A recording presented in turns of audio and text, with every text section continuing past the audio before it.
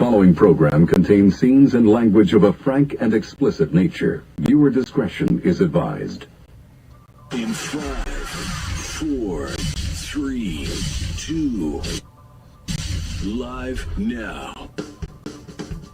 Oh, Mike, I don't know what you're talking about. Hey, everybody, he's a macho. Now that you're listening to Mike TrashTalkingRadio.com, the best in the business. Say it to macho. Wrestling fans throughout radio land, listen to Trash Talking Radio at TrashTalkingRadio.com. Every Tuesday from 7 to 10 o'clock, you hear guys like myself, the youth Gannon Giant Tomorrow.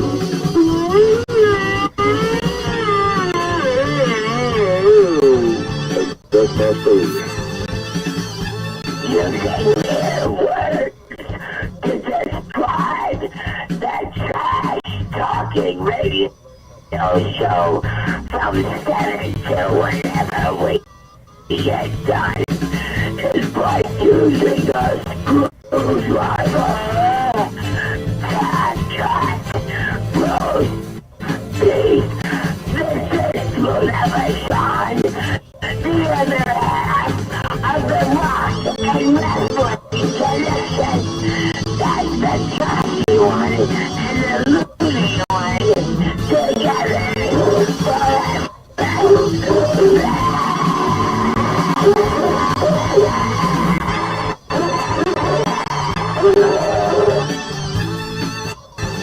Hello, ladies and gentlemen, this is Ivan Koloff. I'm here to tell you about Mike Talking Trash. The Trash, 7 to 10. Tuesday nights, you got to listen in.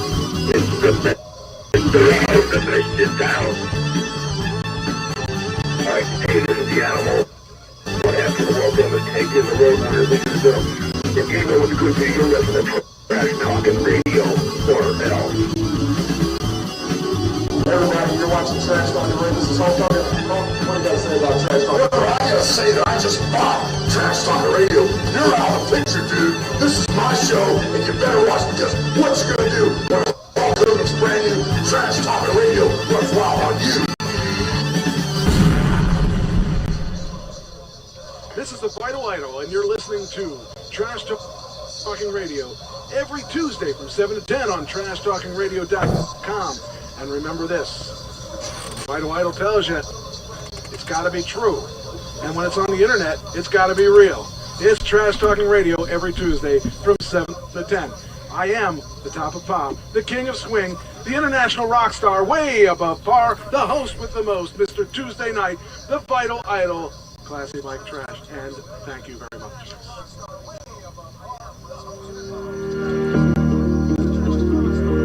International rock star way above par, the host with the most.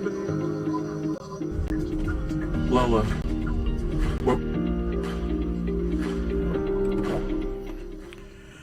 It is Trash Talking Radio. It is Tuesday night. It is the best night of the week. And here we are once again. Oh, I got to grab the right mouse. There we go. All right, now let's see what happens here. We can turn the button here. That means that we can show up on the spotlight. There we are. Hey, Doug, you're there. I am here. In your green shirt. In my green shirt, which is blue. Yeah, I haven't figured that out yet. That's kind of weird. Anyway, what's happening? Not too much, just the daily grind, you know? Yeah. You have an exciting life. I just do things over and over again. Isn't that the definition of insanity? Yes. Okay, just checking. Sometimes when I'm homeschooling Lincoln, I think I'm going insane, yes. There you go. All right, well, that's I guess that's good or something.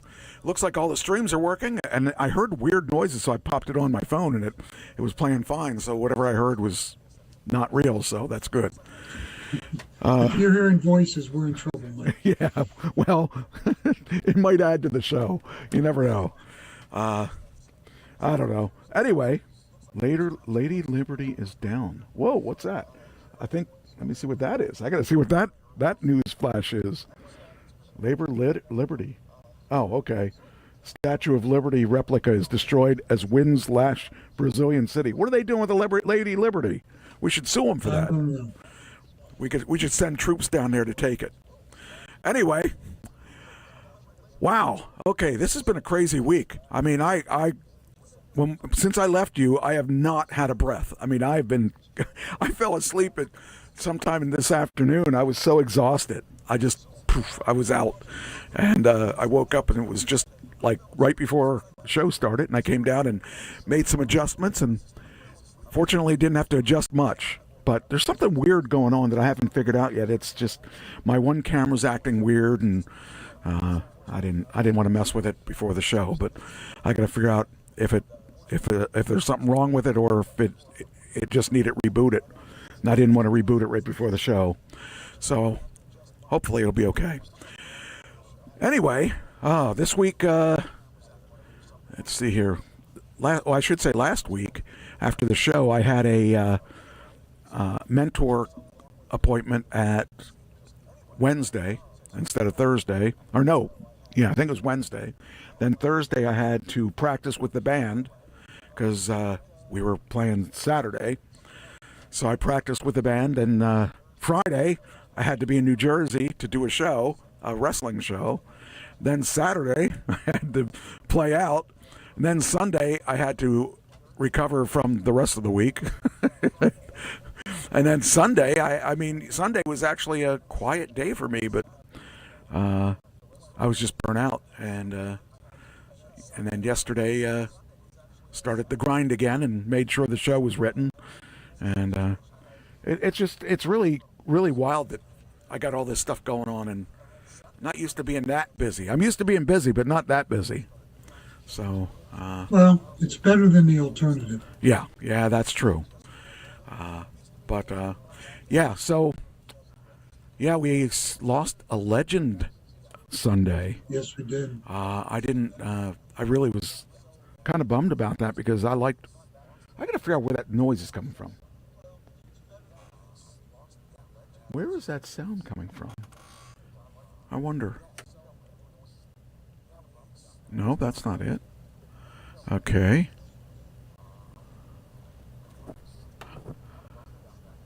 I'm wondering if I'm hearing the show.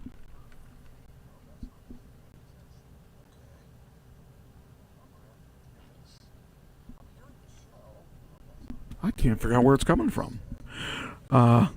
That's weird. But anyway. All right. So, let's get things rolling here, and we will start at the proverbial beginning.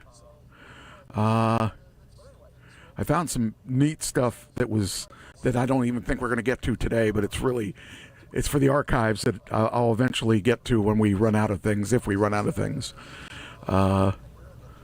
So why don't we start? I only have 3 birthdays, so let's start with the 3 birthdays. What do you think?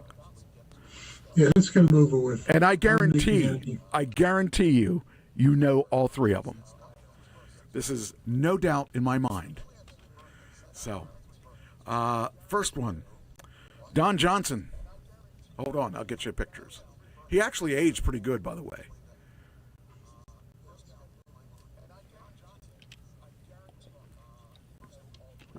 He's got to be in his 70s. He's got to be low 70s. Pick a number. 73. 76. You're within the period of error. This one here, I had a crush on her. Susan Day of the Partridge Family and of L.A. Law and all that. Yes. 68. 73. She's older than you. She's older than me.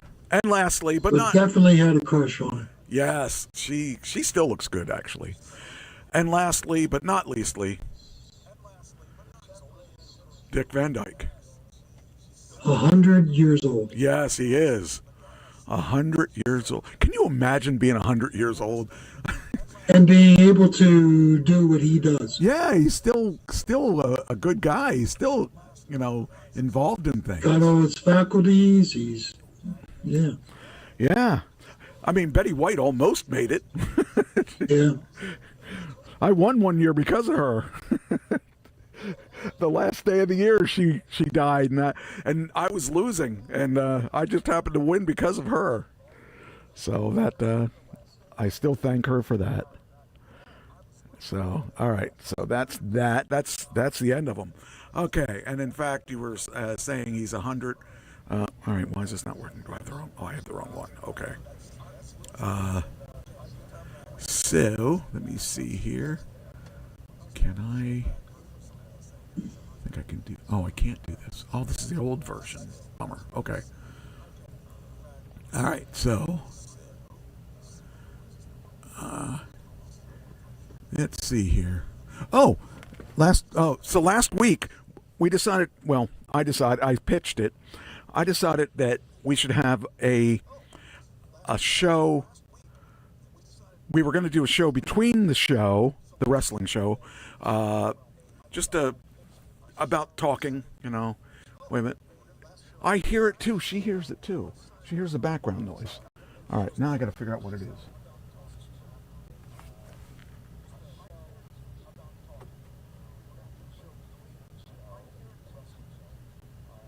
What is that noise? Where's it coming from?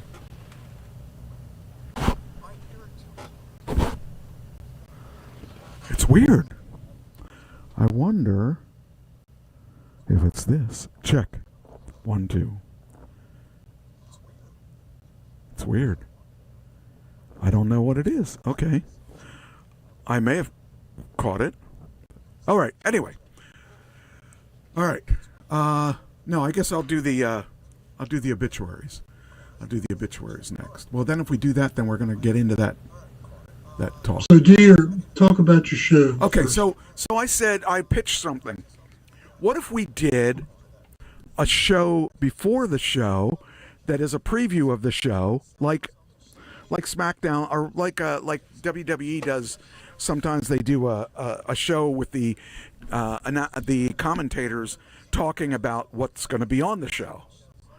It doesn't have to be a long show, and it doesn't have to be complicated, but it gets people to listen to the stream early, and then they're there. Instead of have a long space between the show, they have that short space that talks about the show, and then it goes into the show, and then in the break, we have a little intermission thing where we're talking about what happened in the show and what's coming up for the next half, and that way we don't lose people that are watching it on YouTube from the boredom of nothing happening.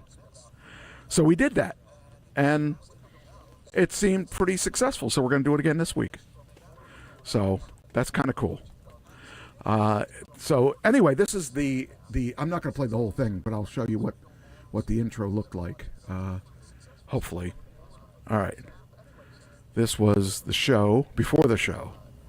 Hopefully it'll play. I didn't try it ahead of time, but it was 27 minutes. On all the happening. Hello, everyone. It's Classy Mike's Trash and Amadeus. Amadeus, yes. I hated Amadeus. We're for the first Pro Wrestling Star Academy broadcast of. That was dead. I don't know. We didn't actually. We never really said what it was going to be called. We just kind of. But they used to have one called the Outlaws Den, and we decided we were going to use that because it was on the spot of the moment, and decided that was easy enough to use.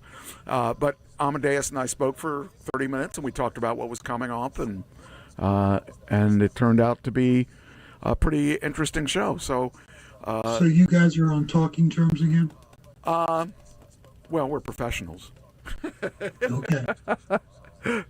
Sometimes we are, sometimes we are, sometimes we aren't. But we can, he's one of my partners, so I gotta talk to him at times. I try not to make a habit of it.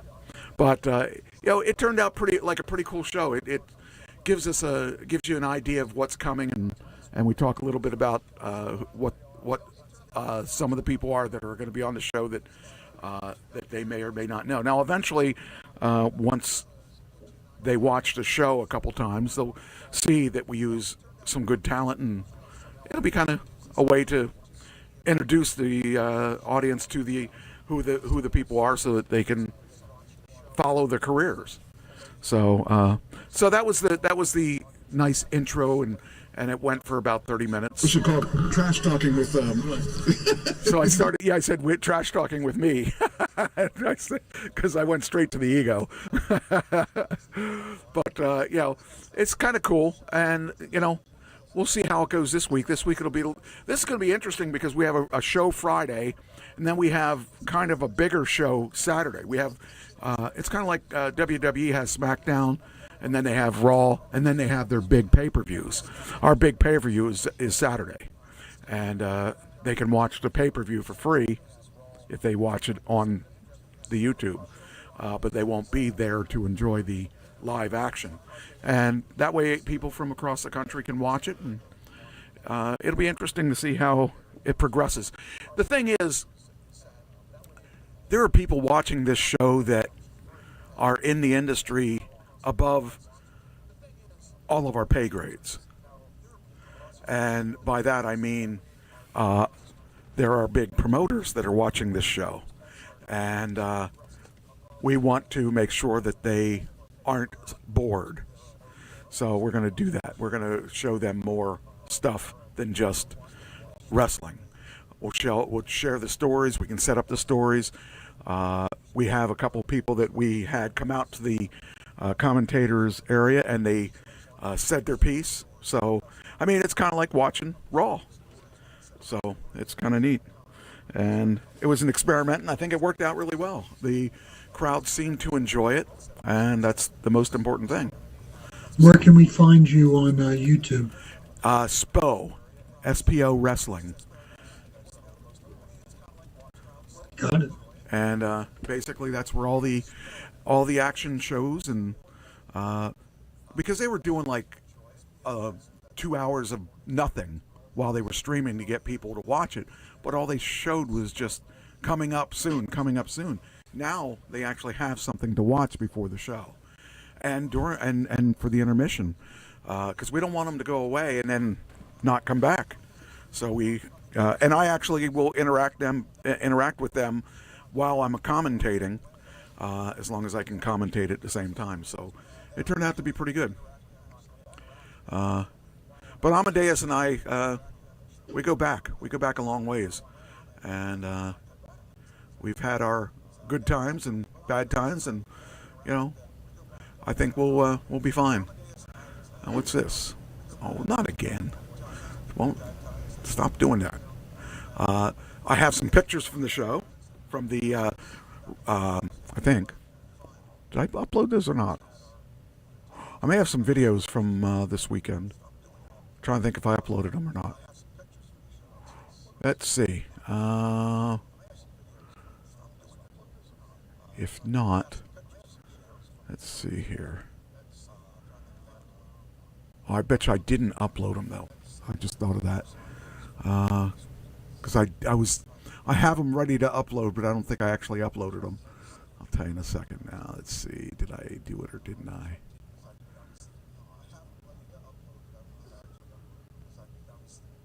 Just realized that I don't think I actually uploaded them. Salt Road was playing this weekend. Now let's see if it has the Doyle picture or stuff. I didn't. Rats. All right, next week I'll play them. I'll play some of them. And actually, I can probably do that. What can I get on there? Let's see if I can get on there. Actually, we got a lot of stuff to talk about. I don't care. We don't have to do that. But kind of curious. Oh, this isn't it. That would be this. Yep, that's us. Come on. There we go. Okay. And where would they be? They might be on my page. I think they are on my page. I think there's a couple on my page. Come to think of it. Yes. There's us. There's Christmas. There's that. There's that. There's that. There's that. Hold on here. Oh, look. Here's a picture. That was my new picture for profile. Let's see.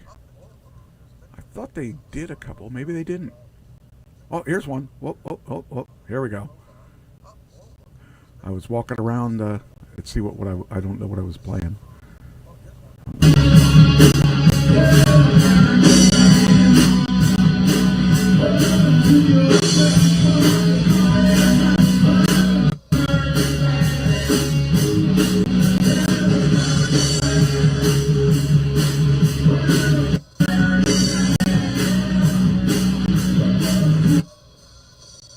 That's not wanting to play.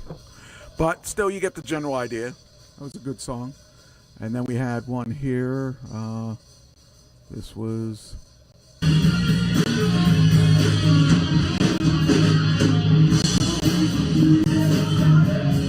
Little Jimi Hendrix.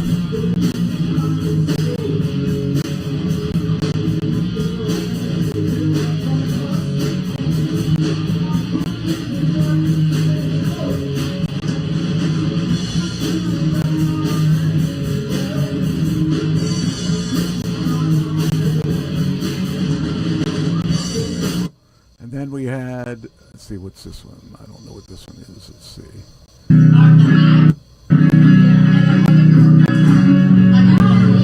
Oh, nope, I'm not going to play that one. Nope, nope. I screwed that one up. Hey, you can't have everything perfect. But, you know, the thing is, we had a good time. We played. It was really quiet when we got there. Well, we started at 7 in the evening, and you know, back in the old days when I used to play, we played from 10 to 2. This place we play 7 to 10, and people started getting there a little bit later because you know people don't get there that early. But by the time we were done playing, the place was packed, and it was a good time. So. I got to get you when you're up this way. I got to get you to come out and see it. It was a fun time. So, but we had a good time. We showed that as old men we can still rock and roll and party all night or whatever. Well, Mick's still doing it, so yeah.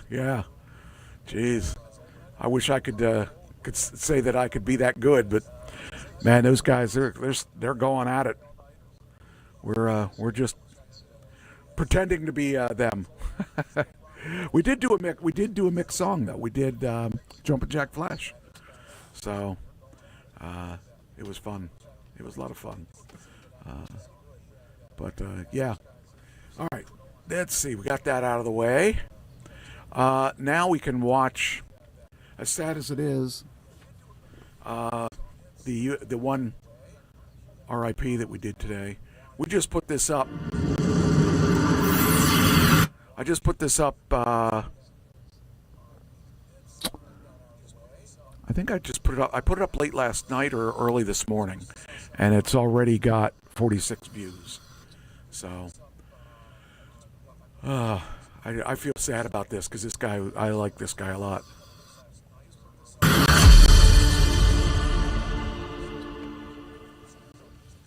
Obituary, Rob Reiner. Born March 6, 1947, in the Bronx, New York. Died December 14, 2025, in Brentwood, Los Angeles, California, age 78. Legendary filmmaker, actor, storyteller, and cultural force. With deep sorrow, we remember Rob Reiner and his wife, Michelle Reiner, both tragically killed in an apparent homicide at their home on December 14, 2025. Rob Reiner was a towering figure in American film and television, whose work shaped generations of entertainment, from groundbreaking sitcoms to beloved cinematic classics. Life and career. Rob Reiner was the son of celebrated comedian and entertainer Carl Reiner and actress Estelle Reiner, growing up immersed in show business and storytelling. Acting breakthrough. Reiner first rose to national prominence as Michael Meathead Stivic on the groundbreaking CBS sitcom All in the Family 1971 to 1979. Third, his sharp, memorable performance earned him 2 Primetime Emmy Awards and made him a household name. He appeared in numerous feature films as an actor, including Throw Mama from the Train, 1987, Sleepless in Seattle, 1993, Bullets Over Broadway, 1994, The First Wives Club, 1996, Primary Colors, 1998, and The Wolf of Wall Street, 2013. Directorial mastery. Reiner became one of Hollywood's most respected and versatile directors.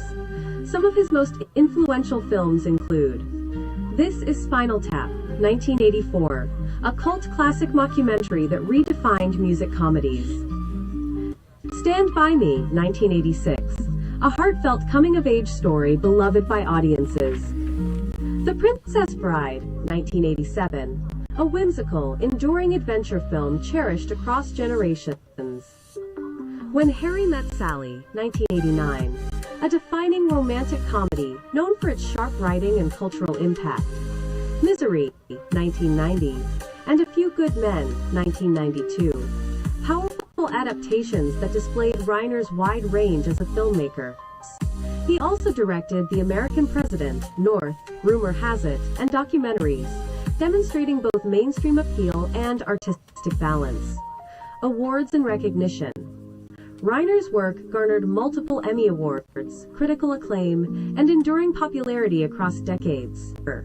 His films are widely studied in film schools and appreciated for blending humor, humanity, and emotional depths. Michelle Singer Reiner, 1957 to 2025. Michelle Singer Reiner, a respected photographer, producer, and partner in both life and creative pursuits with Rob, was known for her artistic eye, professional collaborations, and support of independent storytelling. The couple married in 1989 after meeting during the production of When Harry Met Sally, and together they had 3 children. Fun facts and personal legacy. Reiner was a UCLA Film School alumnus and combined technical skill with an innate sense of story. A blend that made his films both critically acclaimed and commercially successful. He co-founded Castle Rock Entertainment, a key production company behind popular films and television shows, including support for shows like Seinfeld. Years after his acting breakout, he kept acting and directing, including roles and creative involvement into the 2020s, with recent documentary work and a role in The Bear Season 4. Tragic passing and tribute. On December 14, 2025, authorities and first responders found Rob Reiner and his wife, Michelle, inside their Brentwood home. Both had suffered fatal wounds in what law enforcement calls an apparent homicide investigation. According to reports, the couple's son was identified as a suspect in the incident, deepening the tragedy for the family, friends, and fans. The entertainment world has expressed shock, grief, and remembrance for a life so rich in story and creativity, and for a partnership that contributed so much to culture and art. Legacy.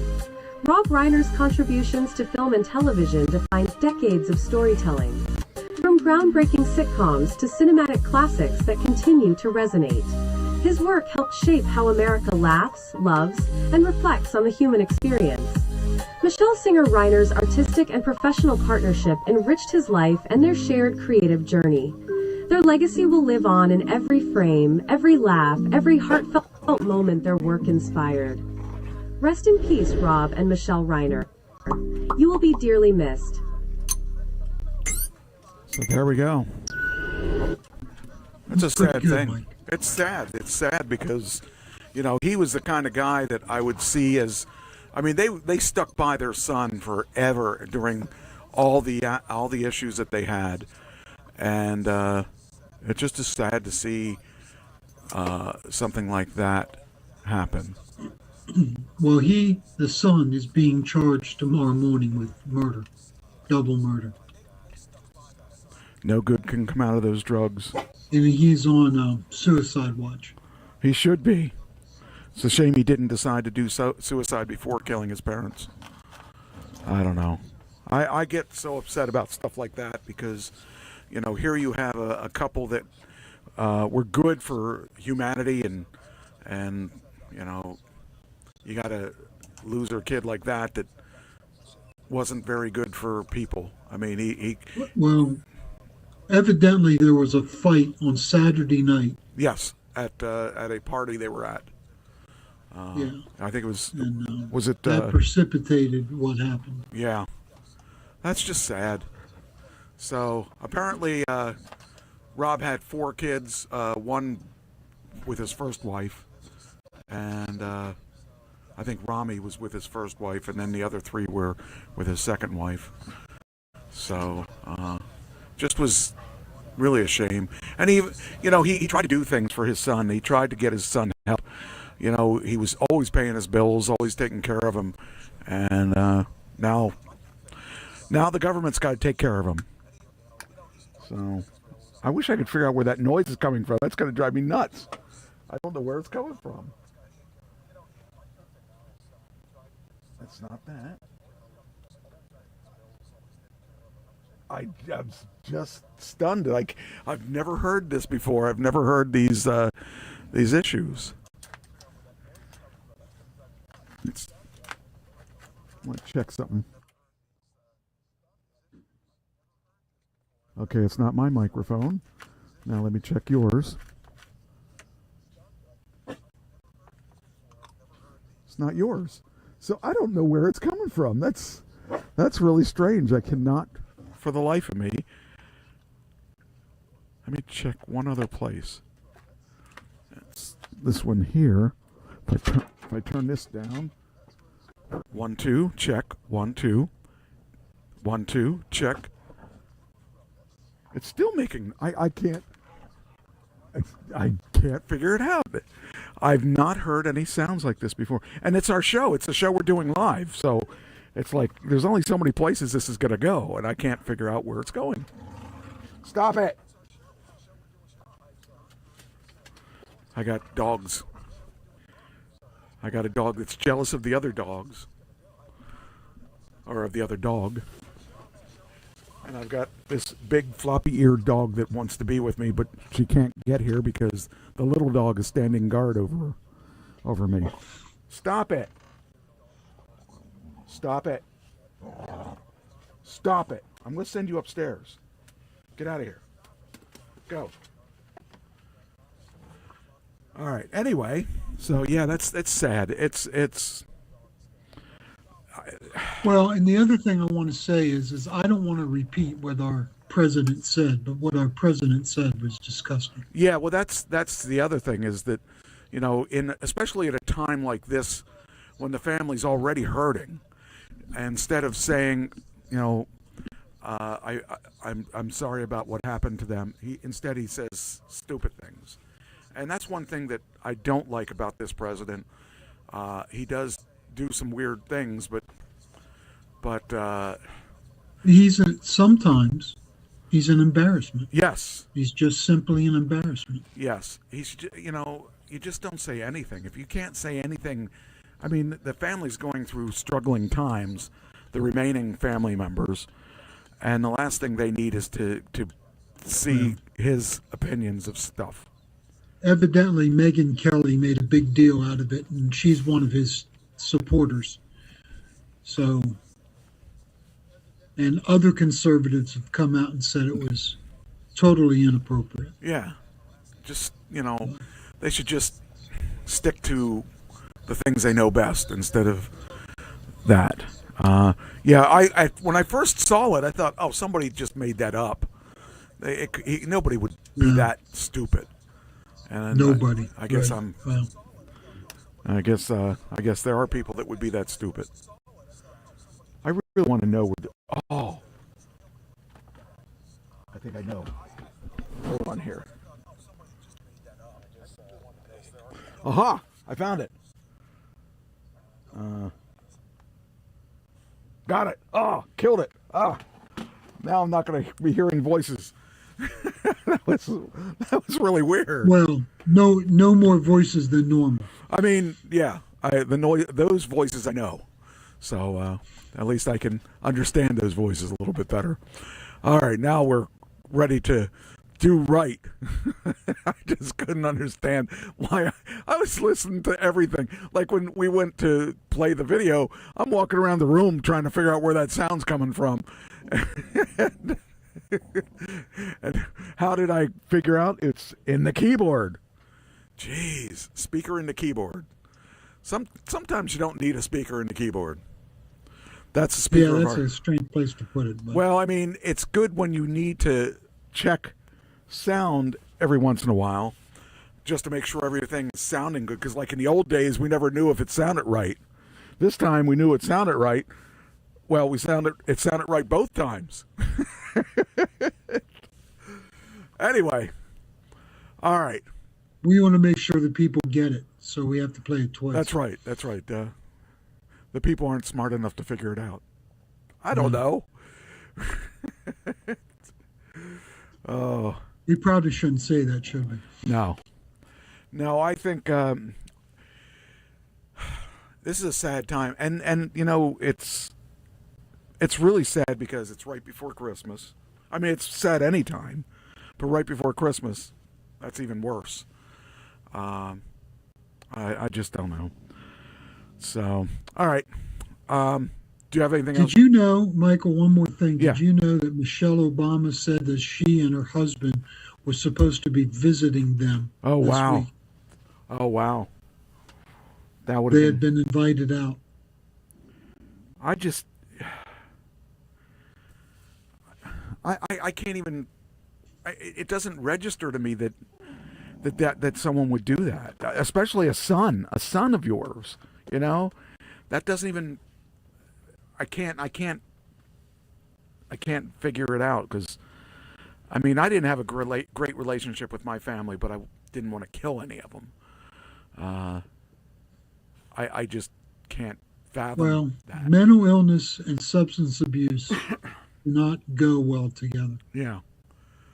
And the thing is, that just fuels the stuff for Jimmy Kimmel and stuff. It just fuels everything he says. And I don't know. What are you doing now? Stop it. Get out of here. Go. You guys are being a pain. Not both of you. Only one of you is being a pain. I'm going to block you so you stop it now. Okay? Go. Dogs. Can't live with them. Can't live without them. Yeah, I don't really want to dwell on the negatives of what they said. So I just want to say that it was just there was no reason for any of that. So anyway, all right. Anything else you want to say about that? No, it's just a shame. I had all kinds of stuff I was going to say, but I don't. I think everyone is in agreement that it shouldn't have been said, and if you don't know what was said, don't worry about it. It was disgusting. Yeah, and the thing is, I see the Trump supporters that are all behind it. I'm thinking, what are you reading? You aren't. What are you, not human? Whether you like Trump or hate Trump or like a man and his wife or hate a man and his wife, or whether the man and his wife didn't agree with Trump's views,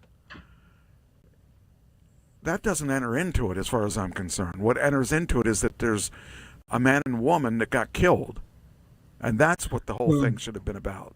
There's a sickness in our society that you applaud the death of somebody that you have opposite politics on. Right. And that is... It shouldn't be a political That's thing. wrong on either side. Right. It shouldn't be political. This is not a political thing that happened. Think of the movies that he made. You know, Princess Bride is one of my favorite movies of all time, and it's the comedy is incredible in it, and you know, nobody else could have made that film. No, I was like really confused that they wanted to use Andre the Giant in that movie. I'm like, but he can't speak English very well. And yet it turned out to be a great movie, and but even if you forget about all of the movies that he made and all of his accomplishments, because he had a lot of accomplishments, he was a man and that was his wife. And who cares what they think? Who cares what their political things are? You have two issues here. You have a psychopath child, and then you have the psychopath president that should have never said that kind of stuff. And so there's two issues here that are just complete opposite, or complete, they're just wrongs that didn't make anything right. And it only made it worse. Well, and the other thing is that the couple was genuinely loved by everybody. Yes. The outpouring is incredible. Yes. Unbelievable. I really, I wouldn't say a bad word about him at all. I didn't know who she was. I mean, until I did the research. But, he was such a great director, and he got it from his dad. His dad, Carl Reiner, was awesome, but he started directing at a pretty young age, and he went to he went to a film school. I forget the I said it in my thing, but it just shows that someone with the drive, the love of the business. I mean, he didn't even make just one type of movie. He made all kinds of movies. And that just was awesome that he was able to leave that legacy behind. I don't know. I just really loved. And he had some more films in him. Yes. Oh, yeah. But the films he did were so versatile. He didn't make one type of film. He was able to make all kinds of different types of film. And that's one thing I really appreciated with him. So, yeah. Well, I hope they start running all his films. They will. For free on streaming services. Yeah, I'm sure they will. I'm sure that Netflix will jump all over that if they didn't already. All right. Well, let's move on to more crazy stuff, or less crazy stuff, maybe. I don't know. Let's see. There's a 90s band that just lost their bass player a couple months ago. They're going back out on tour, and they came out with they have a new bass player. First, Limp Bizkit was the bass player. His name was Sam Rivers. They went out on tour without him. Sadly, they found another person to play for him. The guy's name is Richie Buxton. I don't know, Kid Knot. I guess Kid Knot is what his nickname was.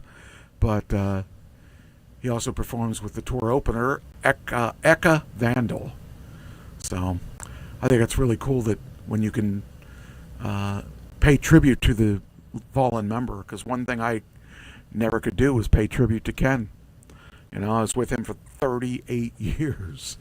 37 and a half. Years. That's 30, a long time. Yeah.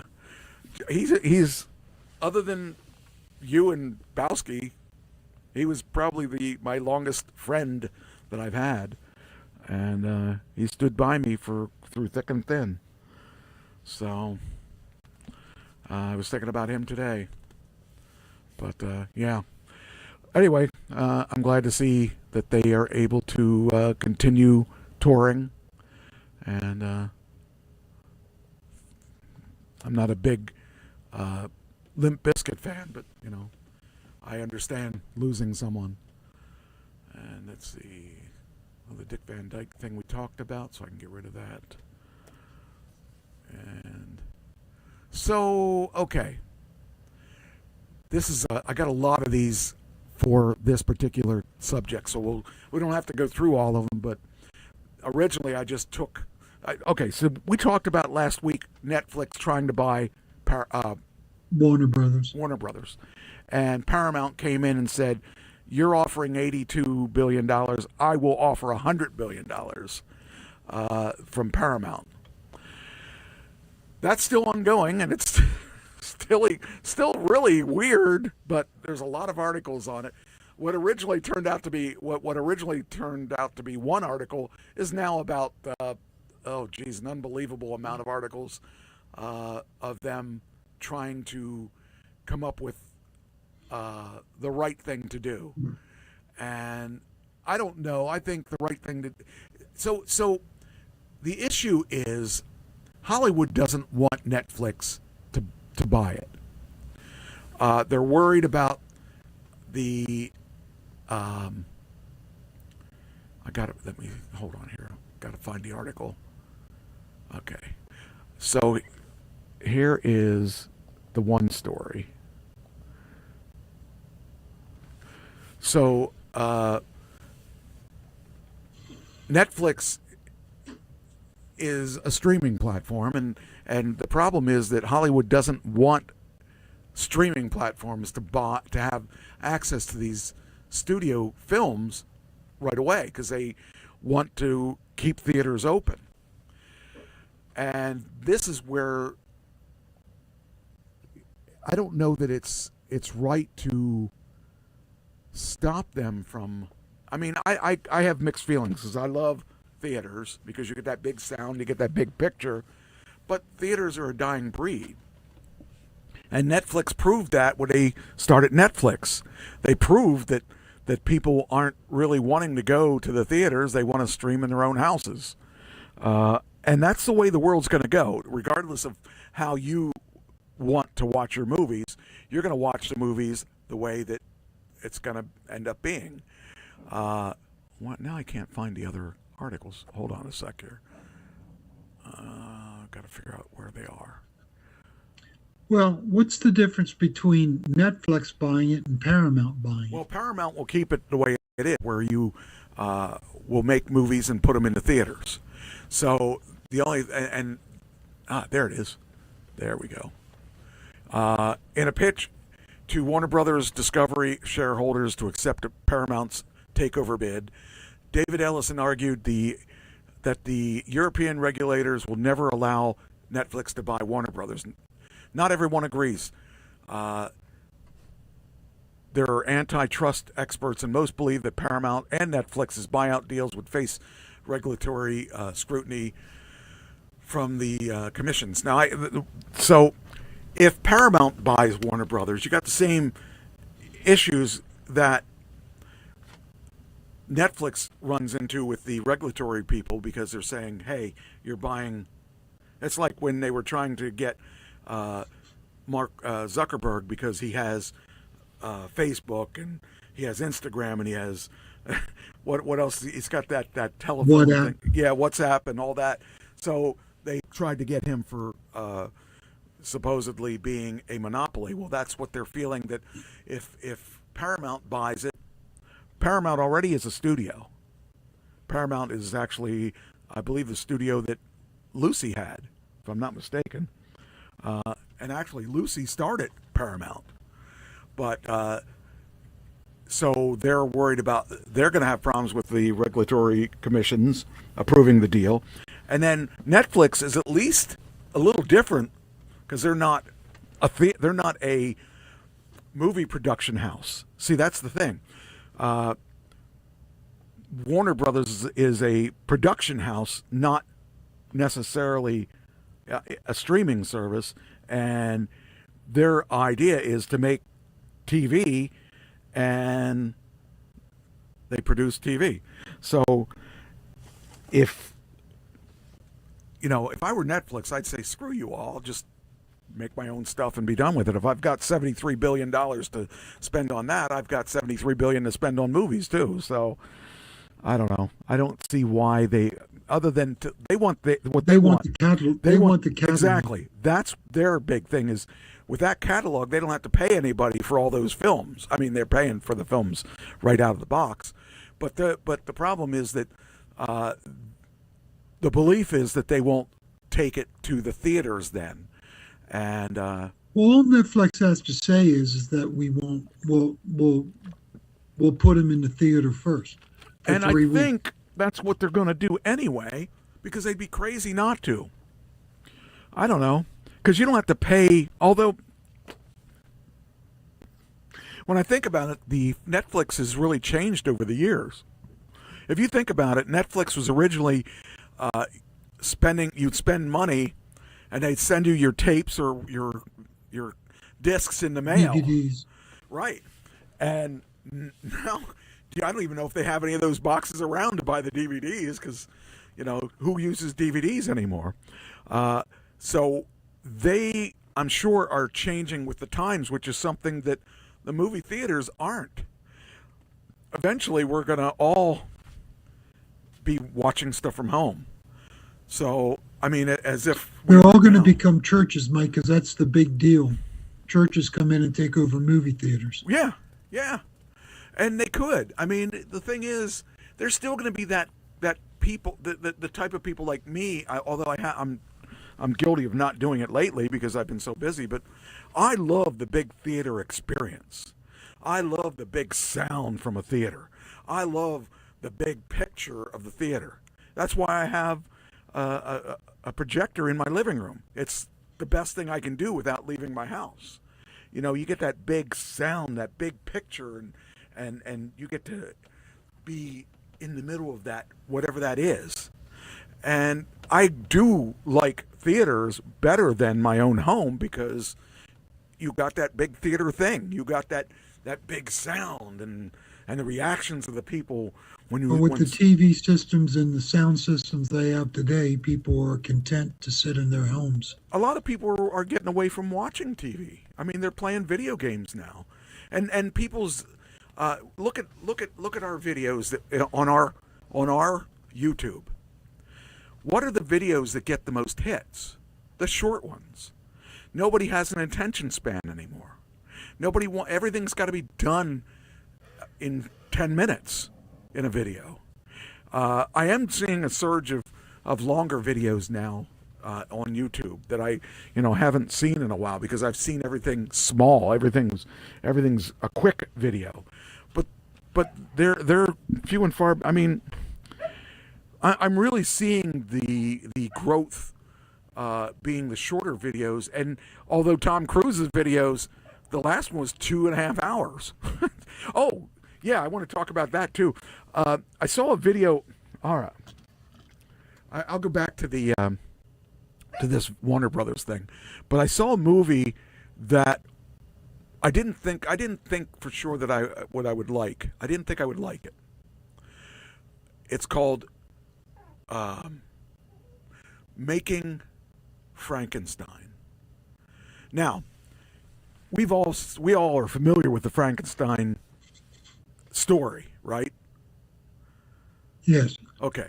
I think everybody is. This is a different take on it. It's on Netflix, I think. Yeah, it's Netflix. You might want to watch it. It's a really interesting. It's in 3 acts. The first act, he makes Frankenstein. It's it's kind of cool. It's kind of weird. It's really it's a movie that shows him how he would when Dr. Frankenstein, or whatever, I think it was his name, when he was a kid, his father was very abusive.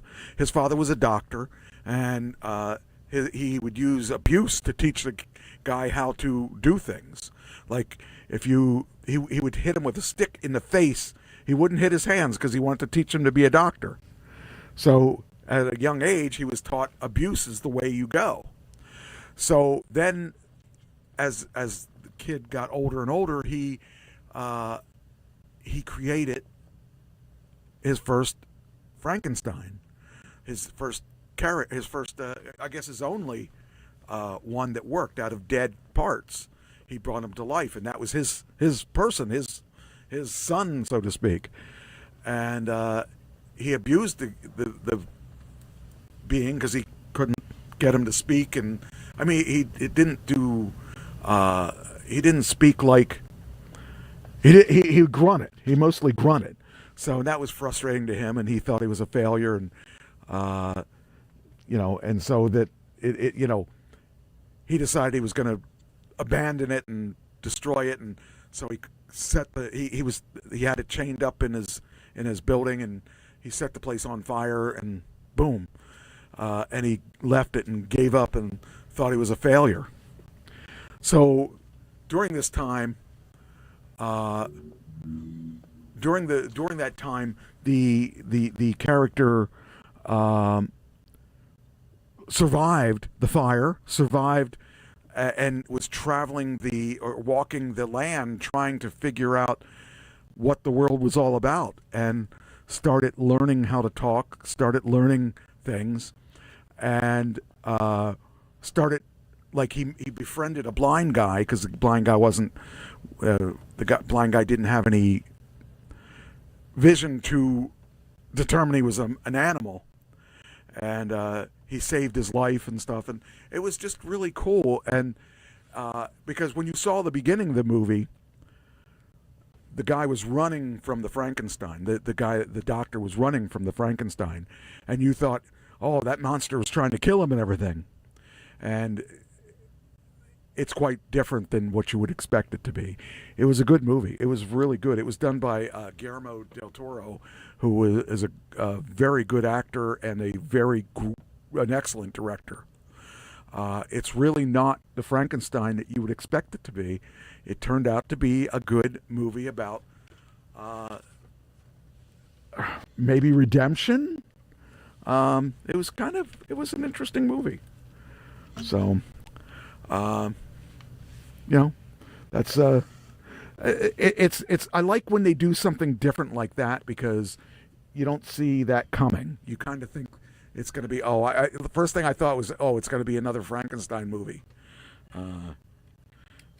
It turned out to be a really good movie. Turned out to be excellent.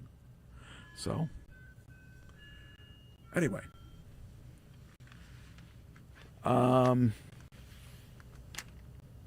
don't remember what I was getting at. There was some point I had in that, but I don't remember what it was. But it was definitely a good movie. Let's see. Okay, so that movie, it says a total of 100 days shooting and 119 sets went into making the fantasy a reality when Guillermo del Toro first told prosthetic whiz Mike Hill that he was actually really going to make Frankenstein. He let him know one condition: he would not make the movie without him. So I guess that Mike Hill was the big question as to whether or not. But that was a movie that I would actually go to the theater to see too, because as big as it was, as big of a scene and everything, I would have thought that would have been a good movie to see on a big screen like that.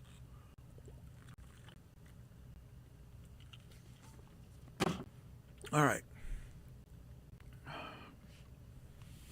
Let's see what's next. Before you go, is there any prediction about who's going to win this thing? Which thing?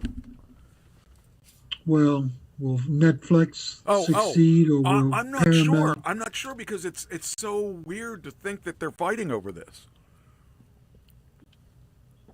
They have two totally different agendas. I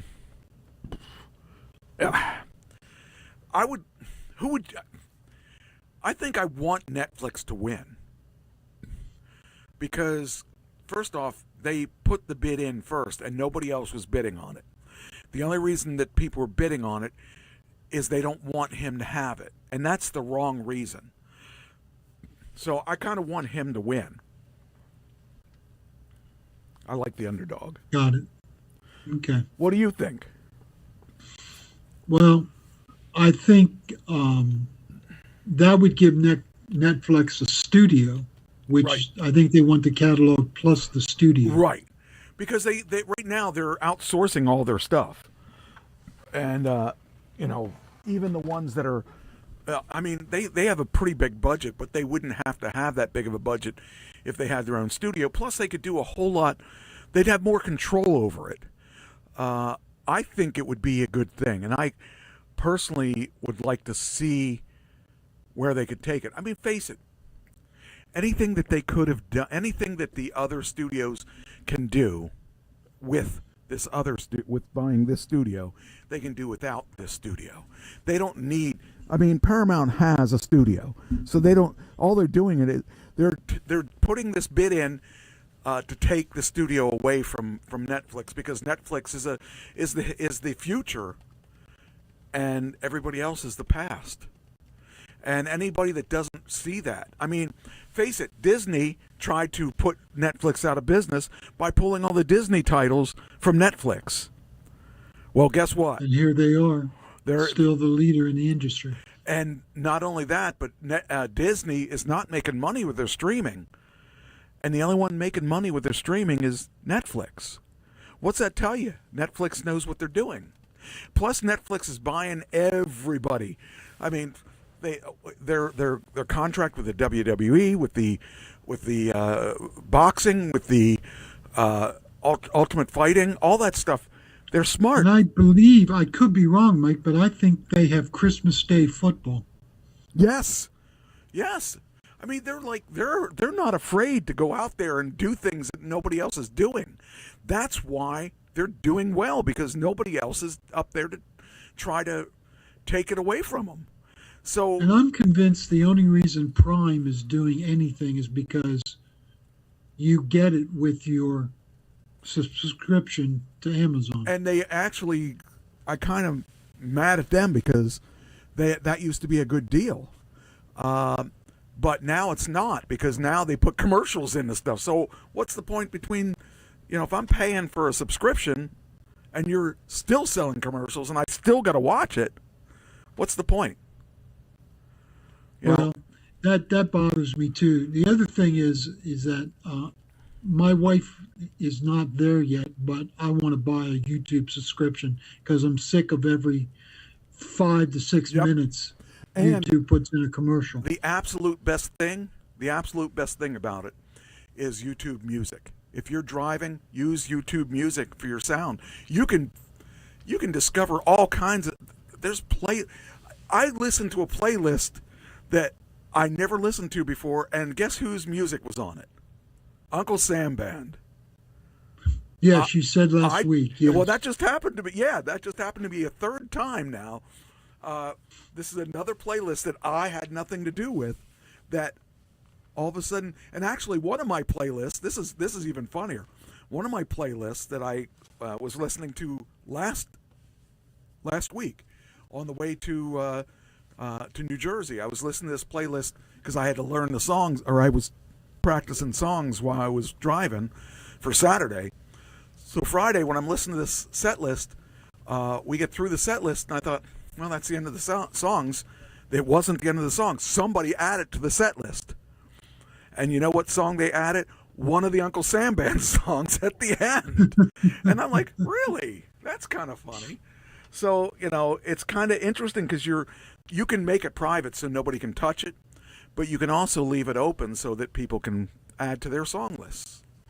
And I'm seeing my songs come up, and I'm seeing my songs get a lot of hits that they never had before. And I love the fact that I can stream these songs, these playlists. I can stream them and not have any commercials. And I like that better than Sirius Satellite, because Sirius Satellite, I like Sirius Satellite, but the problem with Sirius Satellite is when you listen to Classic Rewind or you listen to the other one that is classic, they play the same songs over and over again, and you don't hear new stuff. You don't hear. I like oldies, but you don't even hear new oldies. You hear the same oldies all over again, and so this way I get to listen to all that stuff and more, because there's playlists with every, and you can listen to albums too. So if you didn't want to listen, let's say you wanted to listen to Dark Side of the Moon, you could pull up Dark Side of the Moon on there, and it'll play Dark Side of the Moon. You can play the Uncle Sam Band album on there. I mean, that's really cool. It's the same as Spotify. Yeah. But the nice thing is, I pay the premium price, so I don't get commercials. And the thing is, with this, you get audio and video. You can get either both. Yes. Yeah, and with the audio or with the video, you watch if you watch any videos on YouTube, it'll pay for itself really quickly. Because the longer the video, the more commercials there are. And guess what? I don't get any commercials. So I love that. I think it's awesome. So I couldn't believe I can't believe I'm saying this because I'm cheap. But I remember Rich kept telling me, "Oh, you got to get this because it's really good. It's really good." And I thought, might be really good. But when I tried it, then I realized this is awesome because I don't listen to radio. I think that YouTube increased their commercials because they're trying to move everybody over. Yeah. And they figured, well, I mean, they got to pay. So they got to pay people. Like every time somebody plays, the creators. Well, like every time somebody listens to my album on there, I get commission. I get a residual. So they got to get that residual from somewhere. And it can't be, it's got to be from either somebody listening to it or somebody subscribing. So that's why. I think it's great. I think it's the best thing I did for myself in a long time. So, yeah, it's cool. Anyway, all right. Okay, so I did the Frankenstein thing, so I can get rid of that. Speaking of which, the Christmas tree market. What do you think that's worth? What do you think the amount of money spent on Christmas trees is? I know they've gone up in price. I'm going to say 70 million. Well, that'd be good because it's actually $6 billion. $6 billion. That blows me away. You know that's something that we're going to discuss later too about Christmas trees and where the Christmas trees came from. Actually, we could talk about that if you want it anytime. Sure. Because that's part of what we were talking about doing this week or next week. You know what I'm talking about, right? No, we might as well do it now. We could do it now. I really think that it's an interesting topic because I didn't know anything about this. It's called very pagan Christmas. So it was funny because you had said, "Hey, I want to do this week," and I said, "Okay, but I want to do this week," and we decided to do this one this week and that one next week. So this is really interesting, and it's interesting for me because of you, and that is that you being on the spiritual side will have different views on this. I found it fascinating because I didn't know anything about this. I have some friends that are pagan, and I just never really thought about it. And I got up this morning, and Christine was watching this show, and I thought, she goes, "Oh, I'll turn it off." I said, "No, leave it on. Let's see what it is."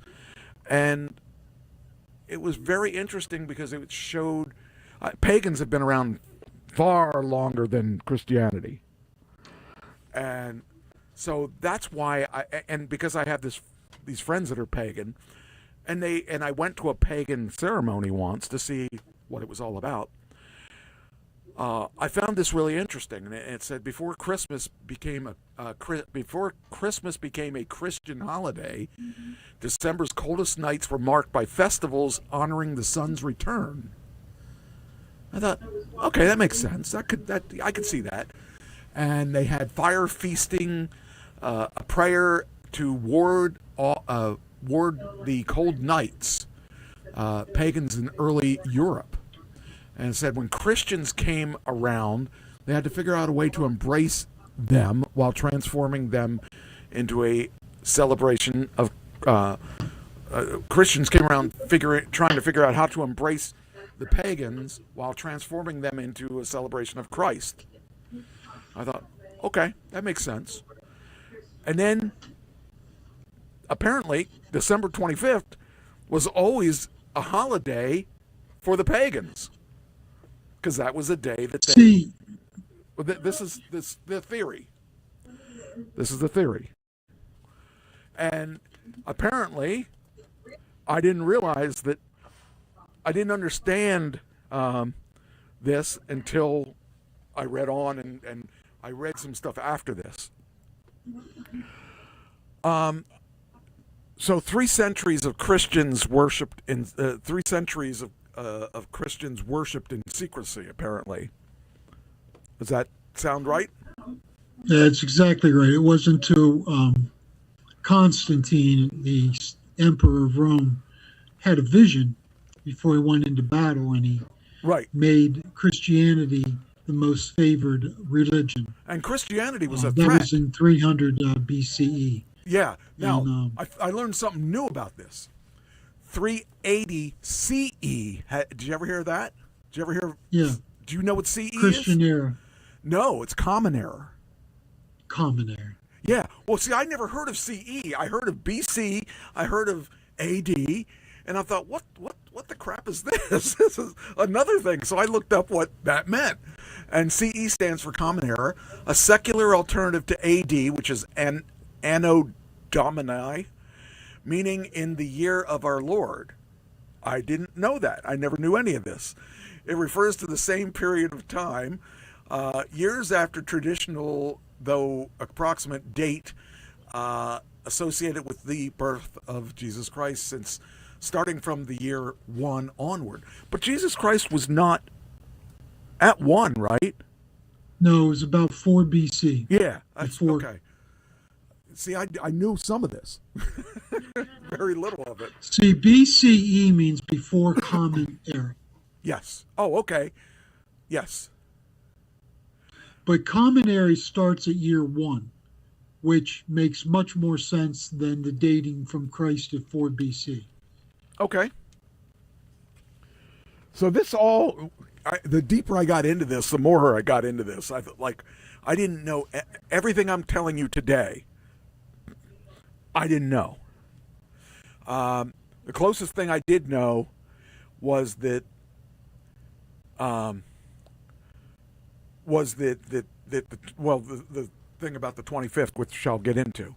The denotation BCE, CE is commonly used in academic, scientific, and intercultural contexts for religious neutrality.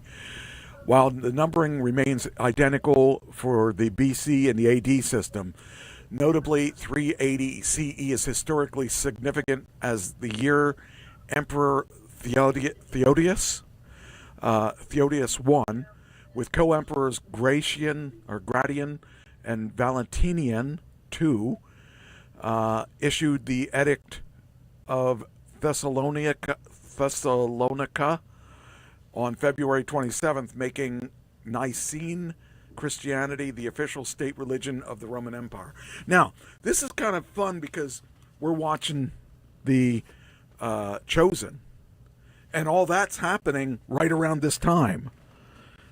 So, I mean, after this time. No, it's before the time because Constantine. It's about 300 years before this happened. Oh, okay, all right. But still, it's interesting because Christians suffered terribly in the beginning of their nascent. The early church suffered terribly under the Caesars. Okay.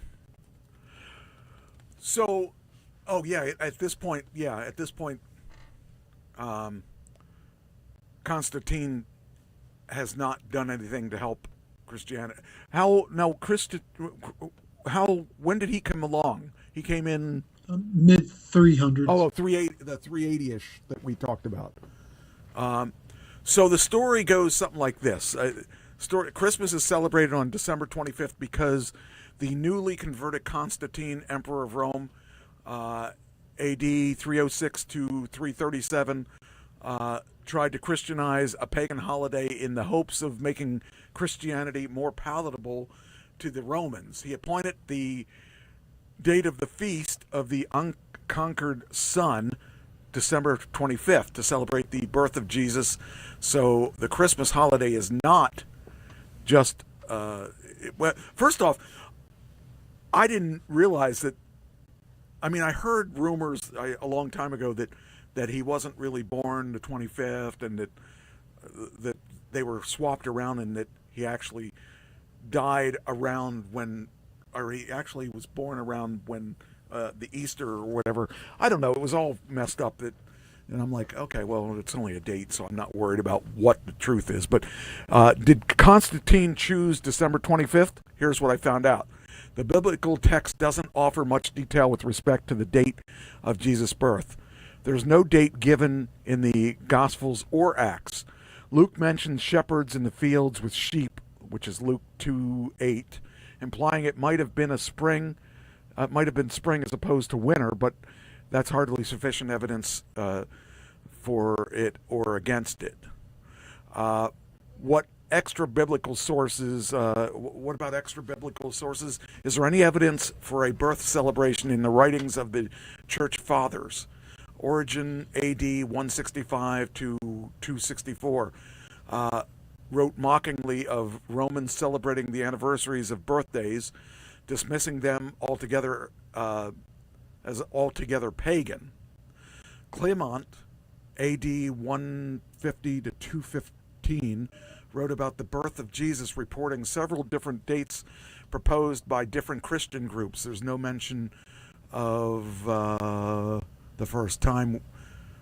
It says we see the first time we see December 25th birthday in written history is Philocalian calendar from AD 354. I don't know what Philocalian calendar is. Yeah, I'm not sure either. The document contains various dates tied to events. The first December 25th, next to the date, it says Christ was born in Bethlehem of Judea. Now, this is after the reign of Constantine, leaving the open possibility of a co-opted pagan holiday. But there's more. But wait, there's more.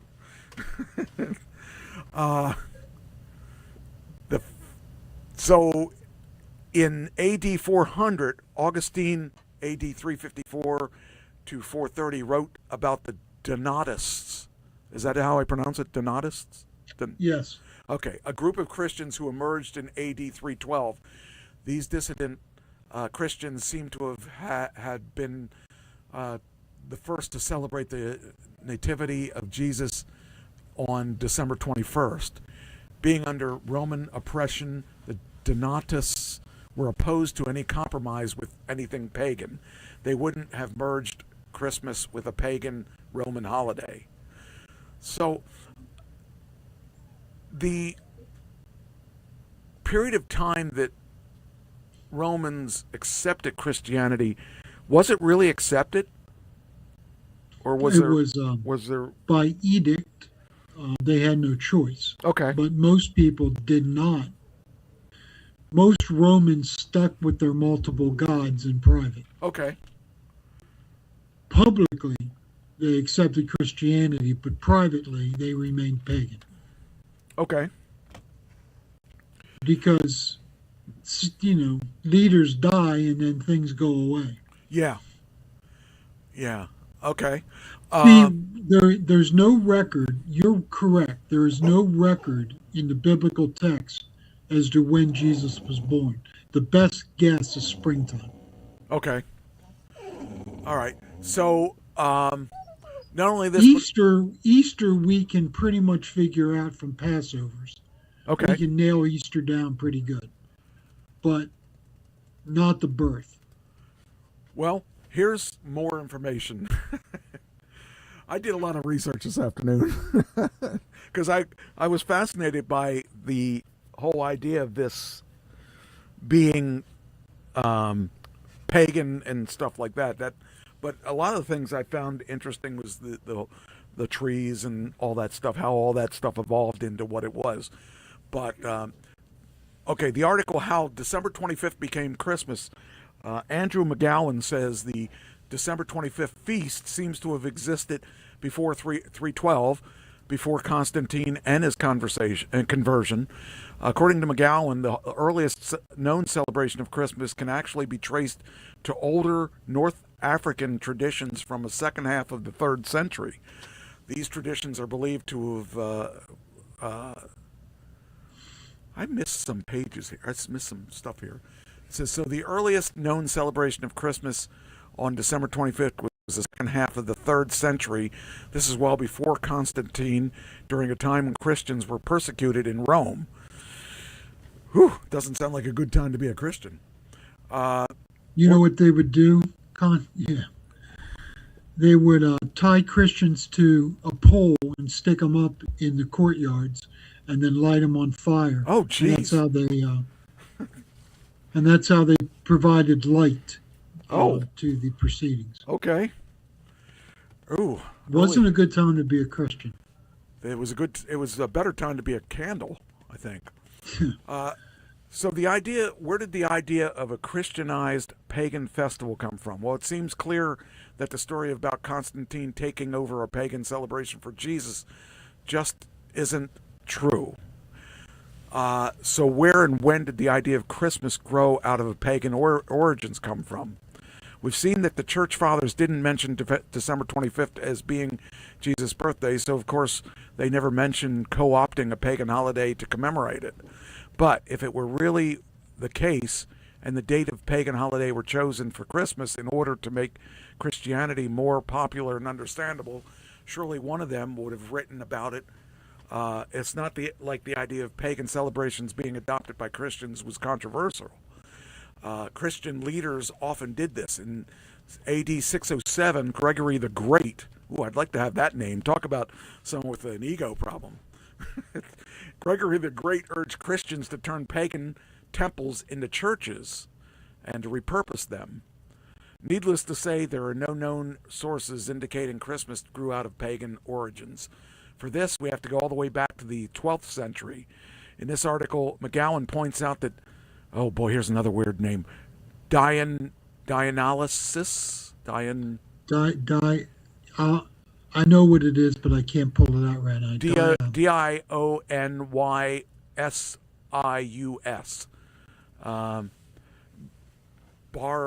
Salabi was one of the first to suggest that Christmas was moved to December 25th to correspond with the pagan festival Sol Invictus, the feast of the unconquered sun. Then the record is silent again. The idea that the early Christmas commandeered pagan winter solstice celebrations for their own purposes actually comes from post-enlightenment comparative religion scholars for the first 1700 years of something. I missed what it was. Where did the idea? Wait a minute.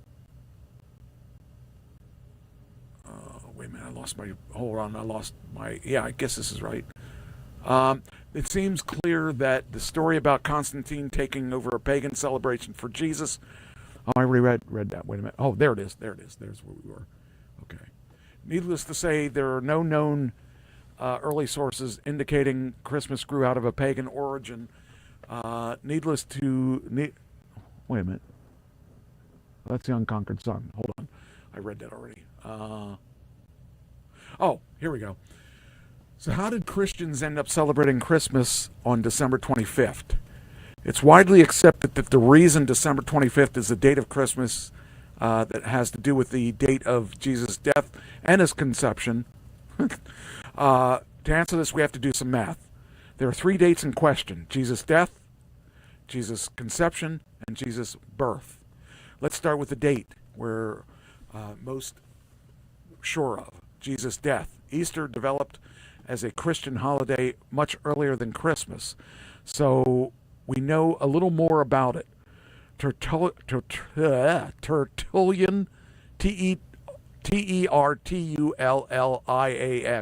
Tertullian, AD 155 to 220, said Jesus died on the 14th day of Nisan. Yeah. That's March 25th according to the calendar that we're familiar with, and it lines up with biblical evidence.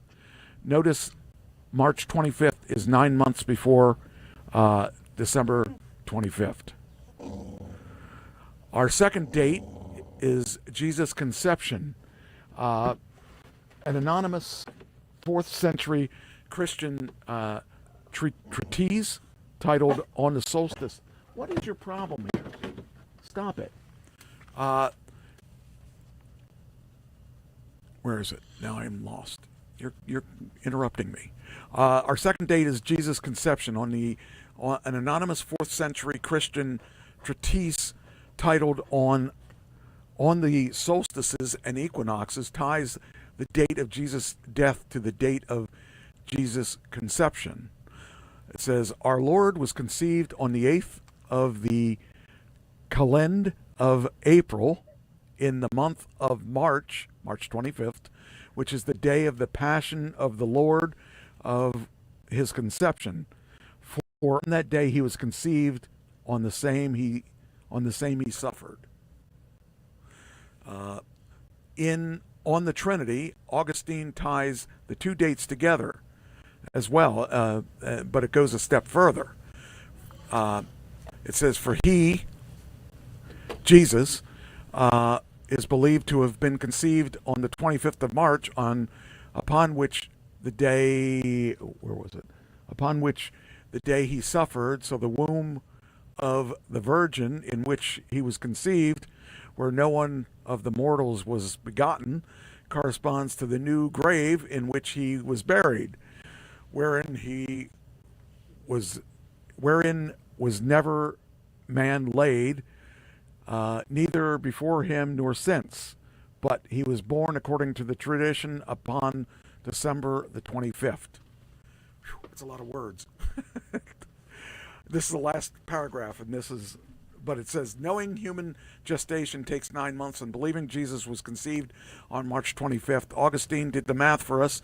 If Jesus was conceived on March 25th, 9 months later, on December 25th, he was born. This is how we come to celebrate Jesus' birthday on December 25th. In the end, we can't be certain of the date of Jesus' nativity. That's okay. We can be certain of something much greater. Christmas reminds us that the King of Ages came obscurely, miraculously, and mysteriously.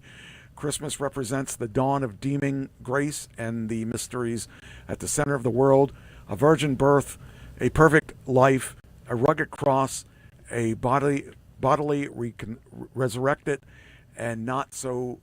These are not fanciful Christmas stories based on pagan myths. This is the way the world reality really is. This is what Christmas is. That's what I found out of that whole mess.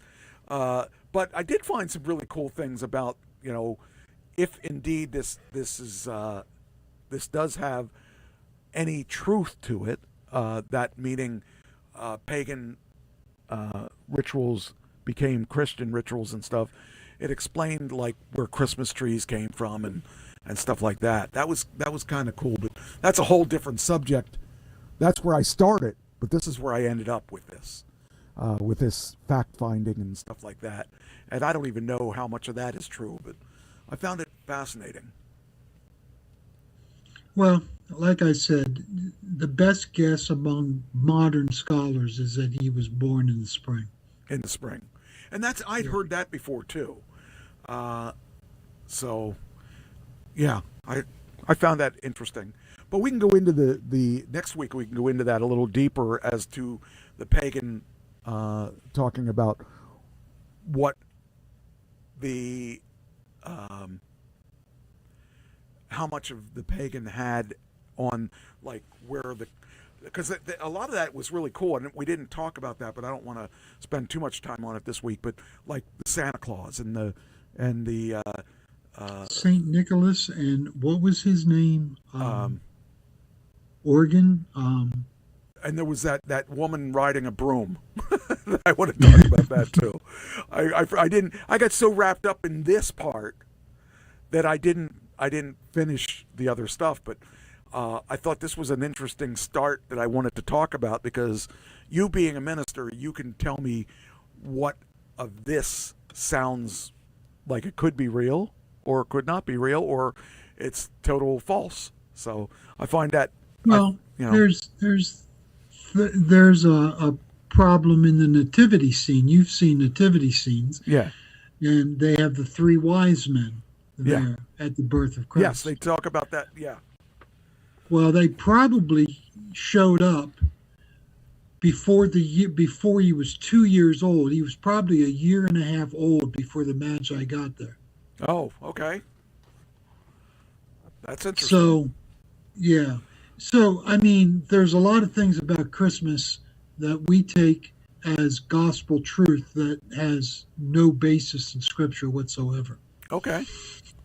I really kind of found most of that stuff. I didn't know any of that stuff. So that's why it dragged me in, and I really kept going because I found all this stuff out that I never really thought about. You know, I never really thought about. I mean, more of that stuff I think about now because I'm watching The Chosen, but a lot of this stuff I would have never even thought about because it just doesn't come up in conversation. So, yeah, it was good though.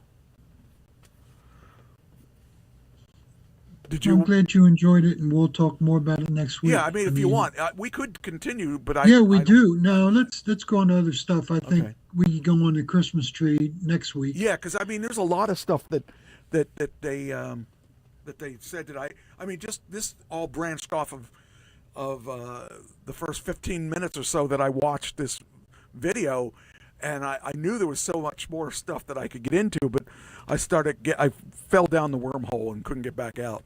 So I just thought that would be kind of fun to talk about. But I think we could do a lot more with that next week. I think that would be kind of neat for us having Christmas next. I think Christmas is next week, isn't it?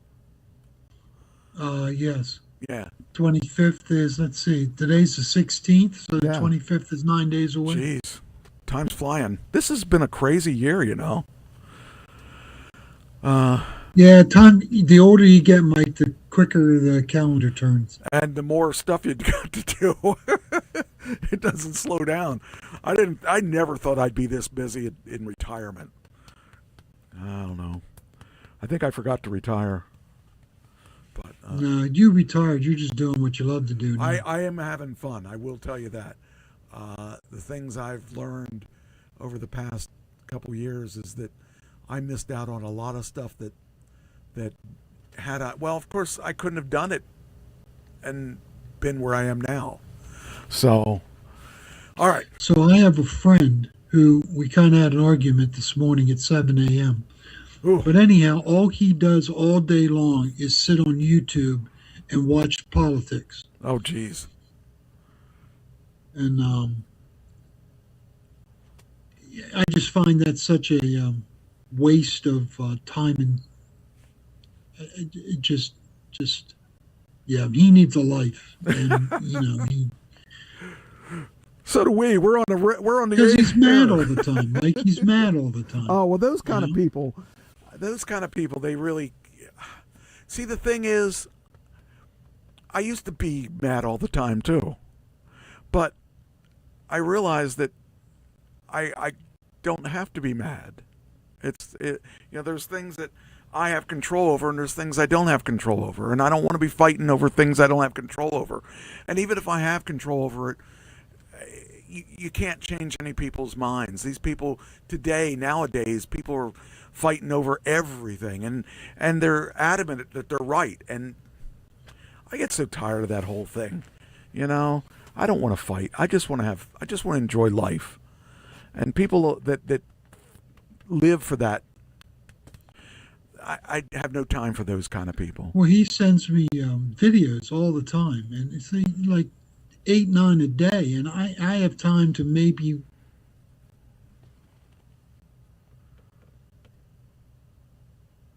Where'd you go? Uh-oh, did I lose you? Uh-oh. May have lost you. All right.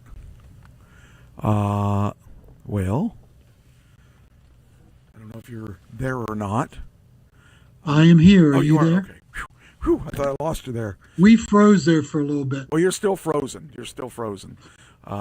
I was thinking you were going to have to call in or call back in or something because I lost you. You've been frozen for about 20 minutes or so. So, but your audio was good, so I just kept you going. Yeah, I mean, those kind of people. I mean, there's life is too short to be fighting over everything. I just want to enjoy life, you know. I spent a lot of time lost in this world, and I don't want to be lost anymore. So, like everything I do, I've chosen to do, and I thoroughly enjoy it. And that's what that's the way retirement should be. And we got a good thing here. I mean, I love that we can talk about things. I love that it's just, life is good. I realize that everyone's not in the same situation I am, but I'm going to enjoy what's left of my life, and I'm not going to let people bring me down. You know, I spent a lot of time in weird places, and I don't have time for it. I just think that the people that live for that kind of life of arguing and fighting over things, and they don't know that life is really a lot more than that. You can make whatever you want of it, but I'm going to make my life good, and you have the choice of whether or not it's good. You can live in misery if that's the way you want to live in misery, but that's not what it's about. That's not what life is about. We got to enjoy life while we have it, and while we're able to enjoy life. Especially when you think of Reiner and all that. I mean, they didn't have a chance to finish their life the right way, and because of I'm sure he had plans that he was excited about, and now he's gone. Yeah, just gone. I wasn't a big fan of All in the Family. In fact, I never watched a whole complete episode of it because I just hated the idea of what that show was about. I realized that's what the joke was, but it just irritated me so much that there was bigoted, and I know some people like that were so bigoted, like the main character, and I couldn't stand even listening to the guy talk. And the weird thing is Archie was a stereotype, but yes, it was an accurate stereotype. Yes, and that's why, because my family was like that. My grandfather was like that. I just didn't like that kind of person, and I didn't want to be around that kind of person.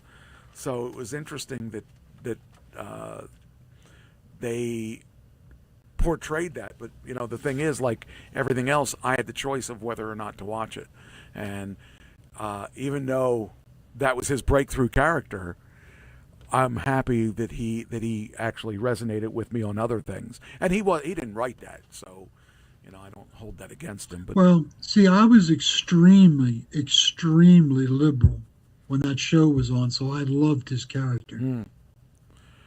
Yeah, I just and hated Archie. Yeah.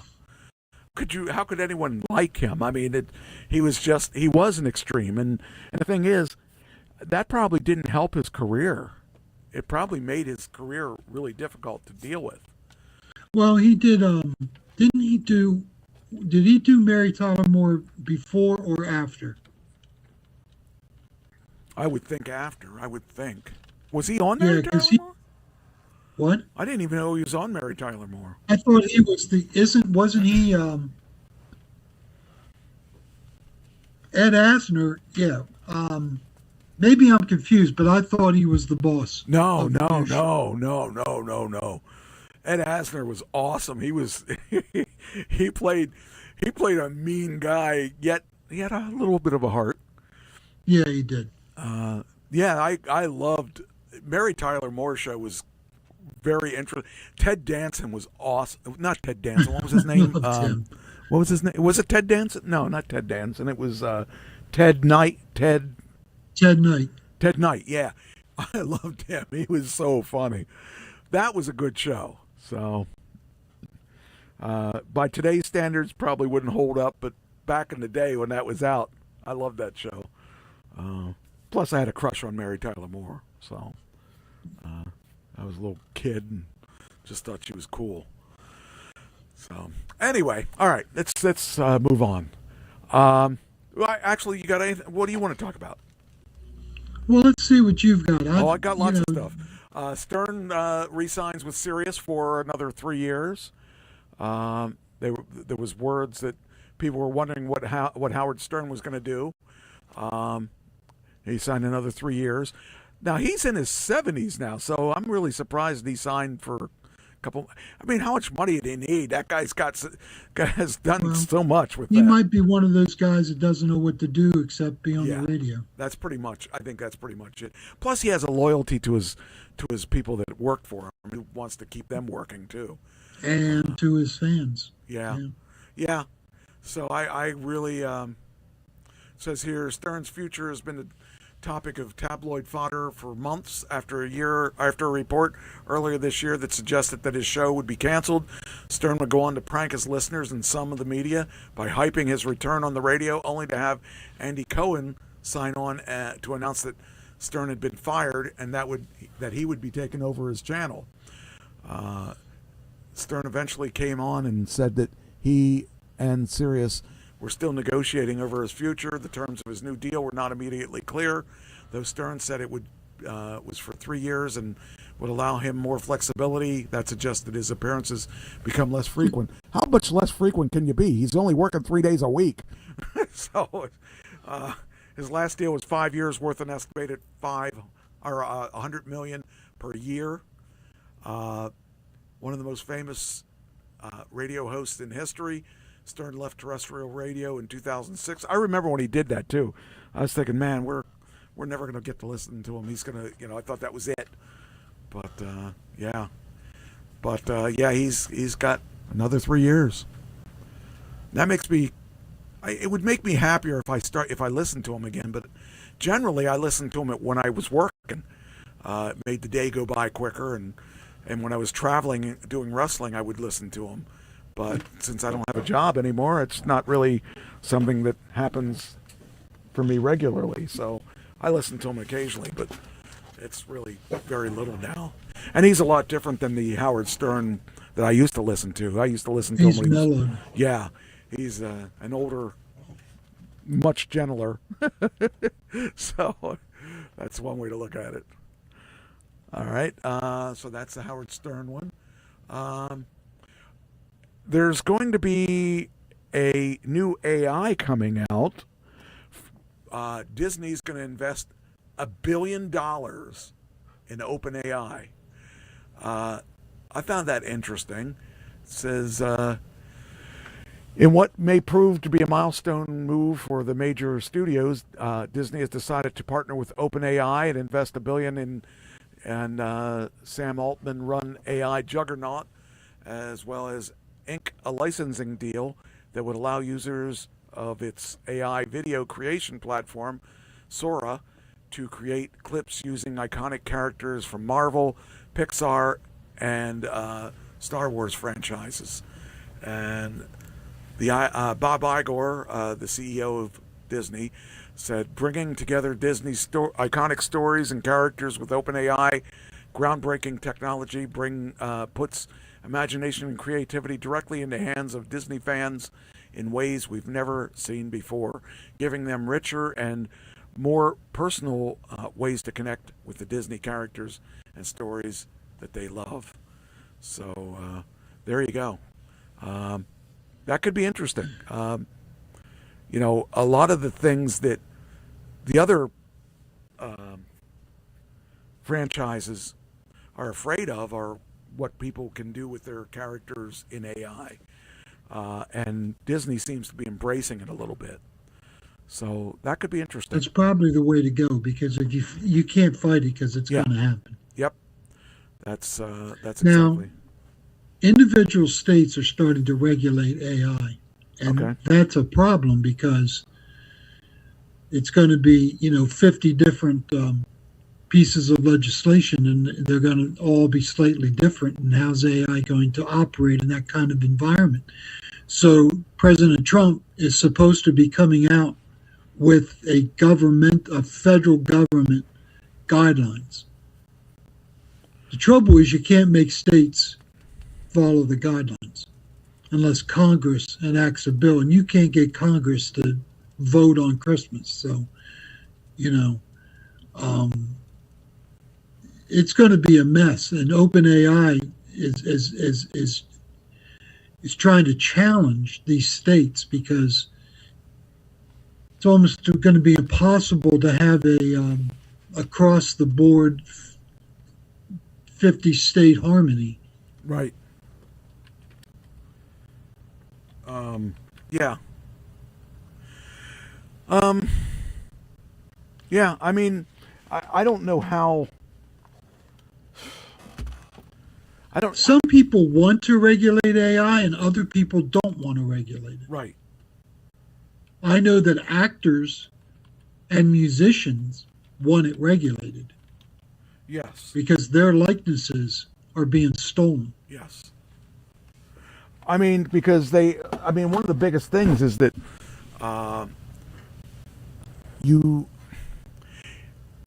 when people are using these, they'll pull the picture of somebody in there and make them say something that they didn't say and stuff like that. That's a problem. Because, you could have Snow White in porn if you wanted to do it that bad. And you could do it with AI because all you need is a picture of Snow White. There's all kinds of things that they could do. And you could have somebody come out and you could have Trump come out and say, I love Hillary Clinton. That he doesn't actually say. You could have all kinds of off the wall things. That's why when I first saw that that supposedly that he had said the bad stuff about Rob Reiner, I thought, oh, that was probably just an AI thing. And little did I realize that he actually is that big of a jerk. So, but here's what it says. What the Disney-owned OpenAI deal means for Hollywood. It says, can the place of Mickey Mouse and the Magic Kingdom really be leading us down an apocalyptic path? On Thursday, America's biggest legacy entertainment company announced it'd be partnering with OpenAI to allow its characters to be done. See, the thing is, you can take that, and it'd be great if people were really cool and they wouldn't abuse it. The problem is, as well as I do, there's a lot of people out there that are going to use it for bad things instead of good things, and I could be wrong, or I could be right. It's hard to say. It'd be interesting to see. I mean, because it could cut down on, face it, it could cut down on their labor too. If you create, say, a Buzz Lightyear that is in OpenAI, you could actually have, without all the artists and stuff that did all the work in the past, you could actually have it done for you, and that'll eliminate, unfortunately, a bunch of jobs because, it'll be done through AI instead of tell AI what you wanted to do, and AI. I mean, I've seen AI do some pretty amazing things. Well, on Instagram, The Rock endorses many products that he doesn't endorse. Yeah. Yes, I believe that. So I don't know. It'd be interesting if they were to do. There's always going to be people that screw it up for other people, and that could be OpenAI. Says we've always viewed technological advances as an opportunity, not a threat, according to Bob Iger. Thursday, the company's blockbuster deal with OpenAI was about reacting to the reality of technological disruption, and the agreement provides a framework for AI companies to value and respect human creativity. Iger appeared alongside OpenAI CEO Sam Altman on CNBC Thursday morning, where he suggested that regulators should scrutinize Netflix's proposed acquisition of Warner Brothers, blah, blah, blah. Here we go again with that. On the same day it announced its deal with OpenAI, Disney sent a cease and desist letter to Google accusing the tech giant of using Disney's copyrighted works to train its AI models. In the letter sent Wednesday, Disney says it's been copyright infringement on a massive scale, given its claims that Google has been using AI models and services to commercially exploit and distribute copies across many channels, including Google Workspace applications and the YouTube mobile application. So, yeah, I mean that's we're going to have that with them investing in that. It's just going to happen. That's the sad thing. So, and even if they don't sign, it's still going to happen. It doesn't matter if they sign something, because it's going to happen whether or not they want it to happen, because it's going to be you can't get the genie back in the bottle. So, here's what you need to know about the Disney deal. Oh, that's the same one I already had. Okay. Just wanted to make sure I wasn't missing anything. All right. Woman gives birth in a driverless Waymo car. There you go. Didn't even have to get an ambulance. Hey, wait a minute. Where'd you go? Are you here? Oh, you disappeared. I am here. You are there. Do you hear me? I hear you, but I don't see you. You're gone. Do you want to call in again, or do you want to just go invisible? We'll go invisible. It's all right. All right. Yeah, I don't know what's going on with that. We've done really good with your calling in. This is the first time you've disappeared. If you didn't want to be part of the show, you should just say that. Didn't want your face attached. I could use AI to do that. This is my my new host, Rich Ditchwine. There you go. Anyway, next thing. So this woman gave birth in a Waymo car. Man, I wouldn't want to be the guy that has to deal with it after the. So, those Waymo cars are really kind of cool. They're pretty interesting. Waymo said the mother and the baby arrived safely at the hospital, and the car was removed from service for cleaning. Oh, man.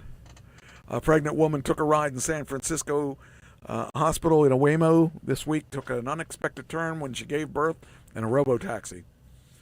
Waymo's remote rider support team detected unusual activity during the ride and initiated a call to check on the woman and contacted 911, the self-driving car company said.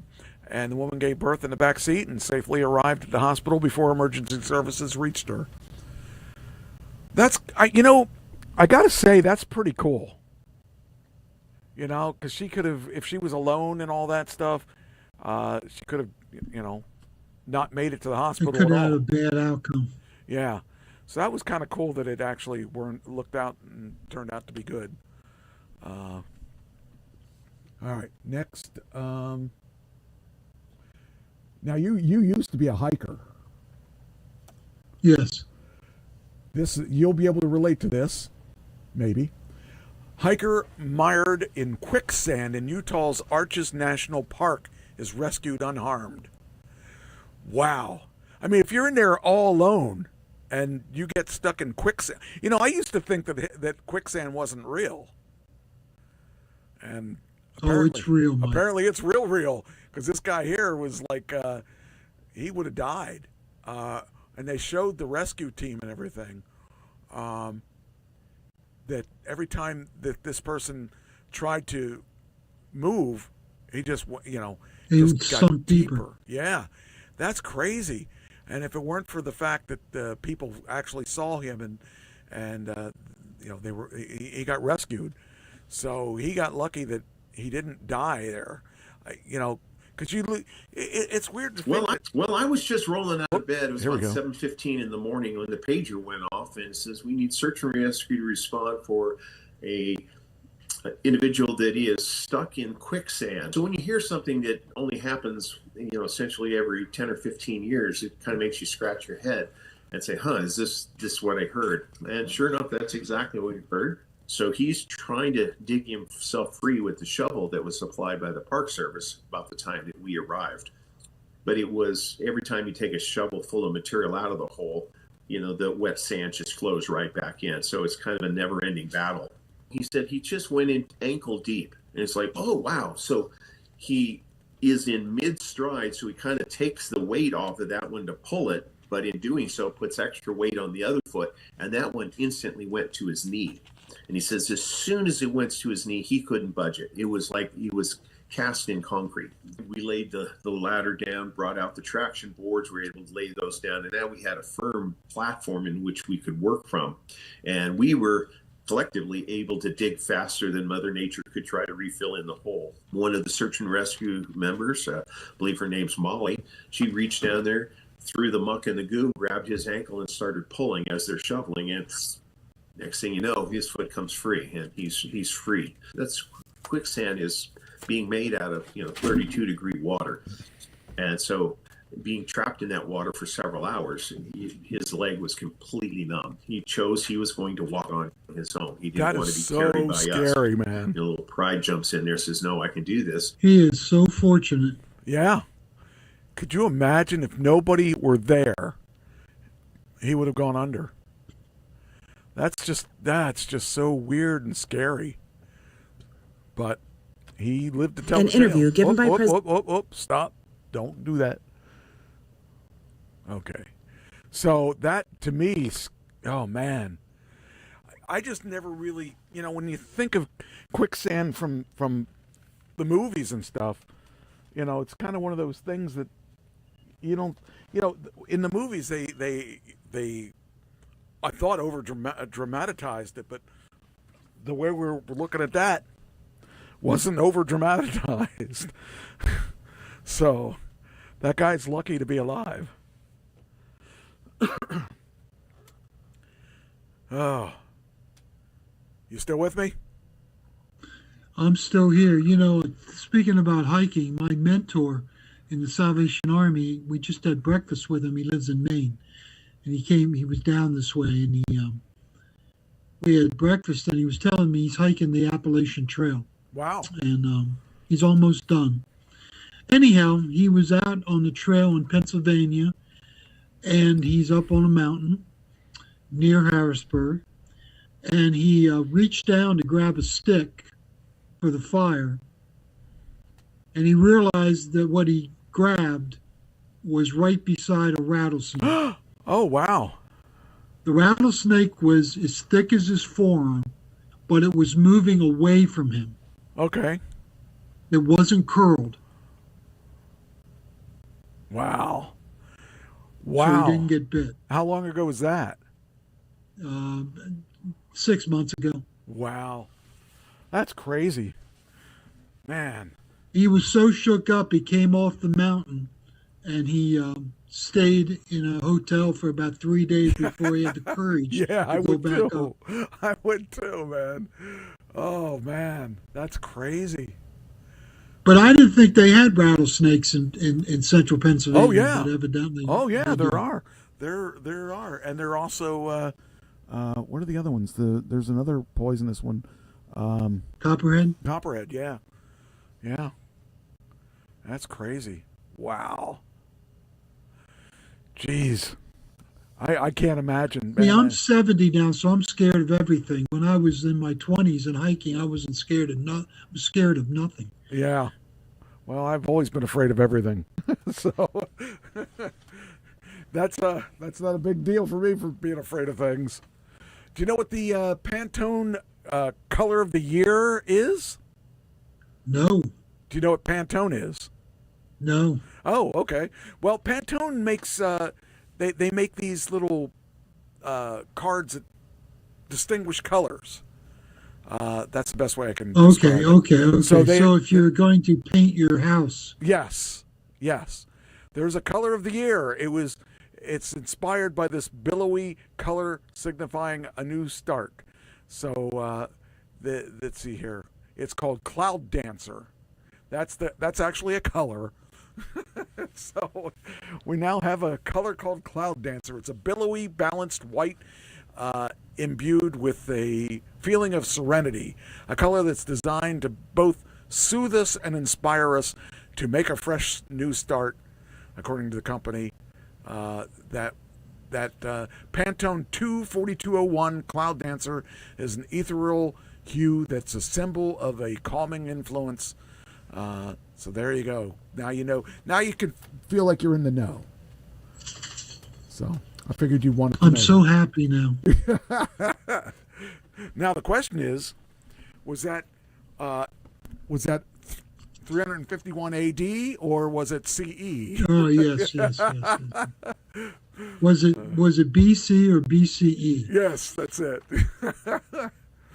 Do you know who Andy Dick is?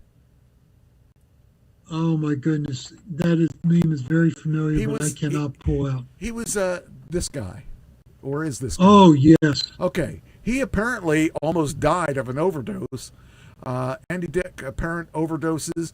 The eyewitness thought the actor passed away. He was blue, but he's still around. He's still around to make us all hate his stuff. No, no, he's actually pretty funny. I mean, Andy Dick allegedly suffered an overdose and was found unresponsive in Hollywood. An eyewitness thought the comedian passed away and tells people his face and hands were blue. He said the comedian was nonchalant and not upset about the incident after being revived with Narcan. Yeah, people like, I don't think he ever... when we were in Cincinnati West Side, which is the projects, yeah, we used to have Narcan in our facility because people would come in and shoot up in our bathrooms. Yeah. And overdose. Wow. Jeez. So we had a supply of Narcan. Jeez. That's, people were... I don't get it. I don't understand the abuse of drugs like that, but I don't understand alcohol abuse either. So, I don't know. It's going to catch up to you if you keep doing it.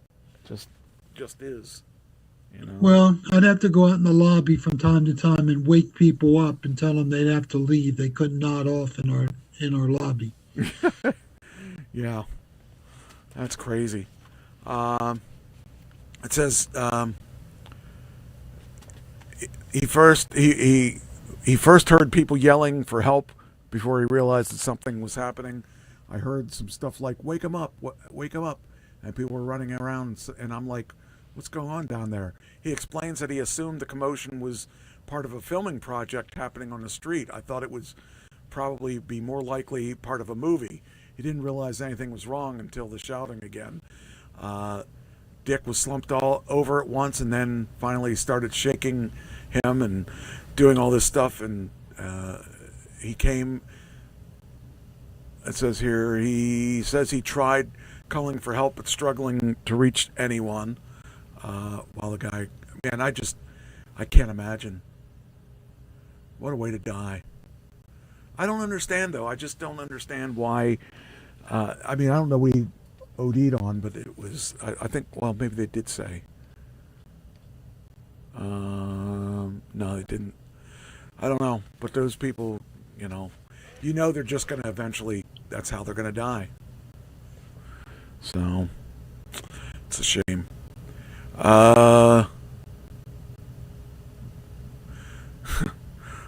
Country's music star gets support from the Church of Satan after the demonic accusations. See, I always thought the country stars were part of satanic, demonic things. But, so you're saying you don't like country music? Is that what not you're at all. saying? And it's Zach Brown. So the Zach Brown Band. The Zach Brown Band probably would have preferred not to be attached to the Church of Satan, but after a weekend full of folks accusing it of performing a demonic ritual during its residency at the Sphere in Las Vegas, there was no escaping it. For those who missed the fuss, Brown and his group unveiled some stunning imagery, but not everyone was liking it. Well, you know, if the imagery was this, I mean, Grateful Dead is wearing that, is doing that stuff all the time. I don't know. Never was a big Zac Brown fan. The band began its Love and Fear residency on Friday at the Whiskey Riff. As Whiskey Riff noted, videos from the opening of the show appeared to be descent into hell. TikTok videos shared from the concert show Brown playing while wearing a crown that looked like a whole heck of a lot like horns while being surrounded by skeletal devil-like images. I don't know. I just think it's weird. I don't know. One thing I wouldn't do is, you know, I don't play with that side. Although, you know, Alice Cooper did the Goes to Hell tour. And I used to like that album because it just was so different. But I don't know. And now he's a Christian. Yeah, yeah. And now he doesn't drink. He doesn't do any drugs. And I just think it's really funny that he went from one extreme to the other extreme. The other extreme. And he's still out there making money selling his music. So that's more power to him, you know. All right, so that's that, and that's that. Let's see. Oops, I'll let it go. No, I wanted to end that. I wanted to stop that. Stop. Boom. Stop that. We get into a lot of demonic things on this show. I don't understand that, but it happens. This year, Dick Clark's New Year's Rockin' Eve is going to have an interesting headliner. It's Diana Ross.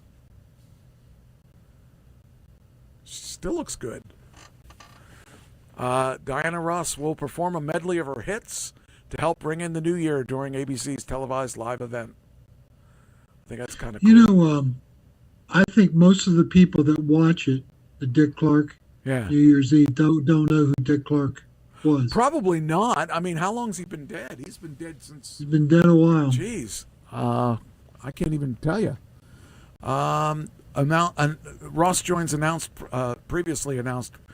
Now, how many people of these do you know? We know who Diana Ross is. Chappelle Roan, Sierra, 50 Cent, Demi Lovato, Chance the Rapper, Charlie Puth, Post Malone, Zara Larson, Big X the Plug. I don't even know what that is. One Republic, Pitbull, Jesse Murph. I know who Pitbull is. I know who. I've heard of.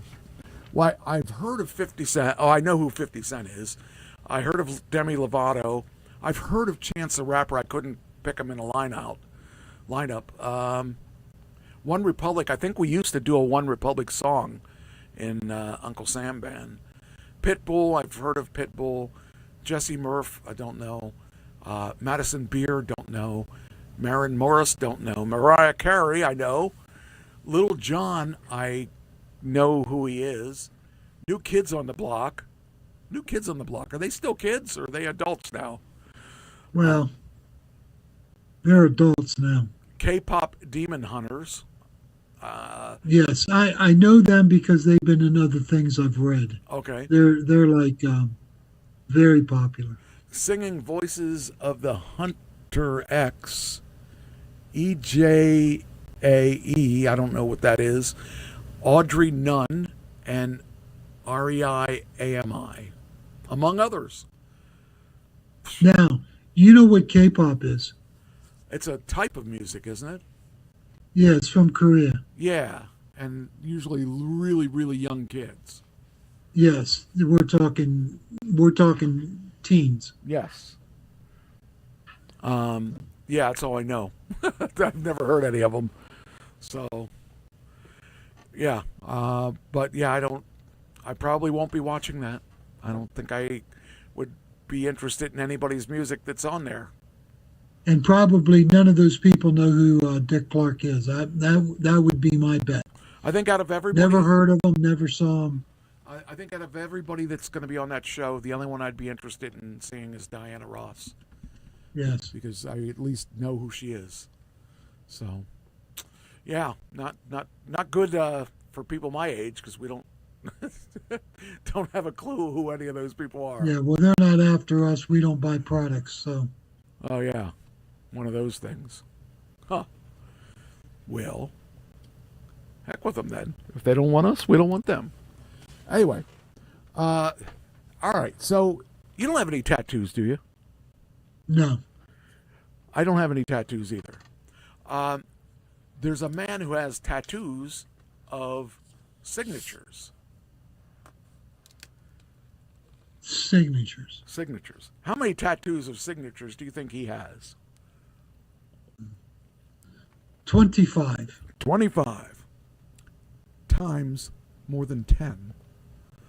250. 273. Hundreds of celebrities' tattoos inked on his skin. I mean, look there. I mean, that's stupid. When you die, those tattoos mean nothing. People aren't right, Mike. Some people just aren't right. I mean, if you want to have it, and he's proud of it. I mean, that's what I don't understand. I mean, if I were to have something on me, I would not have tattoos of celebrity signatures. Oh man, that's oh, it looks like he has what's his name? I can't think of his name, but if he's Al Roker. No, Al maybe Roker. it is. Maybe I don't know who that is. Then I was trying to figure out who he No, was. that's not Al Roker. That's Samuel. Yes, L. Jackson. That's what I was thinking. Samuel Jackson. Yes. I don't get that. See, I do watch some TV. Yeah. I don't get it. I don't understand tattoos, let alone somebody else's name on your body. My one son-in-law has a complete sleeve of Cincinnati. Yeah, see, I don't get that. I don't know. And you know, even looking at, like, a lot of the people, the wrestlers and stuff, they like tattoos, and they tattoo their whole body. And there's nothing more unattractive to me than a woman who tattoos her body all the way, or at all. I had a friend who, when I saw her last, which was 20 years, probably 15 years ago, she had 48 tattoos, all of Disney, and all over her body. And I don't get it. I just cannot understand the want to have that ink on your body. I don't know. There's people that are, even if I just don't get it. There's a lot of people, something that I always thought was funny was that a lot of these people would say, that no matter, they would buy tattoos and they didn't have money to buy anything else. And I'm thinking, why would you spend all your money? Maybe it's just I'm cheap, but why would you spend all your money on tattoos? It doesn't make sense to me. I don't understand it, Mike. I've never understood it, but I have a daughter that has a few tattoos. Wow. Don't get But that. They're tasteful. I have to tell you, they're very tasteful, but still, I don't get it. Yeah, I don't understand. I probably never will. How about Jelly Roll? Doesn't he? Isn't he attractive? On his face. Oh, I just can't get that. I never. I don't know. This is a bizarre thing. ICE goes airborne. Department of Homeland Security signed a $140 million contract to purchase 6 Boeing 737 planes that the agency will use for deportations. Reports revealed that yesterday. Oh, well, that was probably about 2 weeks ago. DHS penned the deal with Daedalus Aviation, a Virginia-based company whose leadership also signed a separate nearly $1 billion contract with the agency to support self-deportations. DHS facilitated the 1,700 deportation flights to 77 countries since January, per the independent analysis. DHS relies on charter flights to do so, although it's considered purchasing planes from Spirit Airlines. The deal fell through amid concerns the jets were not functional. DHS aims to facilitate 1 million deportations by the end of President Trump's first year in office. The agency says it's deported more than 579,000 people to date. The contract was made possible by an influx of funding from the big, beautiful bill passed this year. DHS says the fleet will save $279 million in taxpayer dollars by improving the efficiency of flight patterns. Yeah. So, did you know that DHS ICE has changed their priorities in who they're going after? Okay. They were going after everyone. Yeah. But it is so unpopular now that now they're just going after drug dealers, murderers, rapists, child molesters. They're back to the original idea because it's become so unpopular. They're in trouble. You know, it's the president doesn't want to go underwater in his popularity. I think he's done a lot of stuff to do that. Well, what he did yesterday was did not help his popularity. No, not at all. Well, it didn't help it with me anyhow. Me neither. If it helped, I maybe as diehard idiot fans, I don't have a problem being a fan with someone being a fan of his, as long as they're smart enough to realize that he does a lot of things that are stupid, and he's going to be called out on it, and he better be called out on it. But he has been called out on it. You know, it's just ridiculous. I mean, it was, I don't know. I just don't understand. So we talked about this last week. Josh Taylor reports that millions of children and teens have lost access to accounts as Australia's world first social media ban begins. You talked about that happening, and apparently it has happened. I just don't really understand the way that they can do that. Oh, by the way, Christine says, there goes my Christmas present to you. No tattoos for her.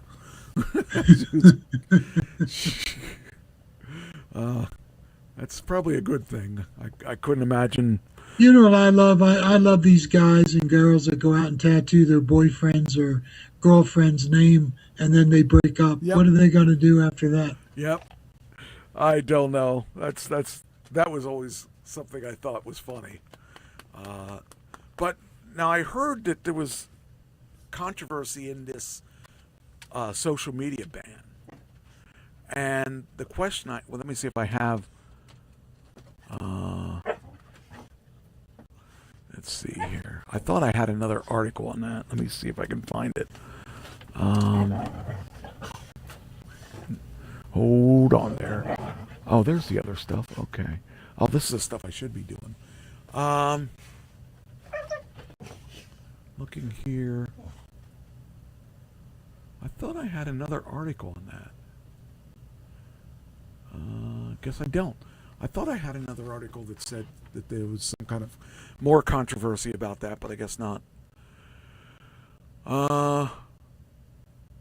So I guess at this point, they also do not, across the country, they don't allow cell phones in any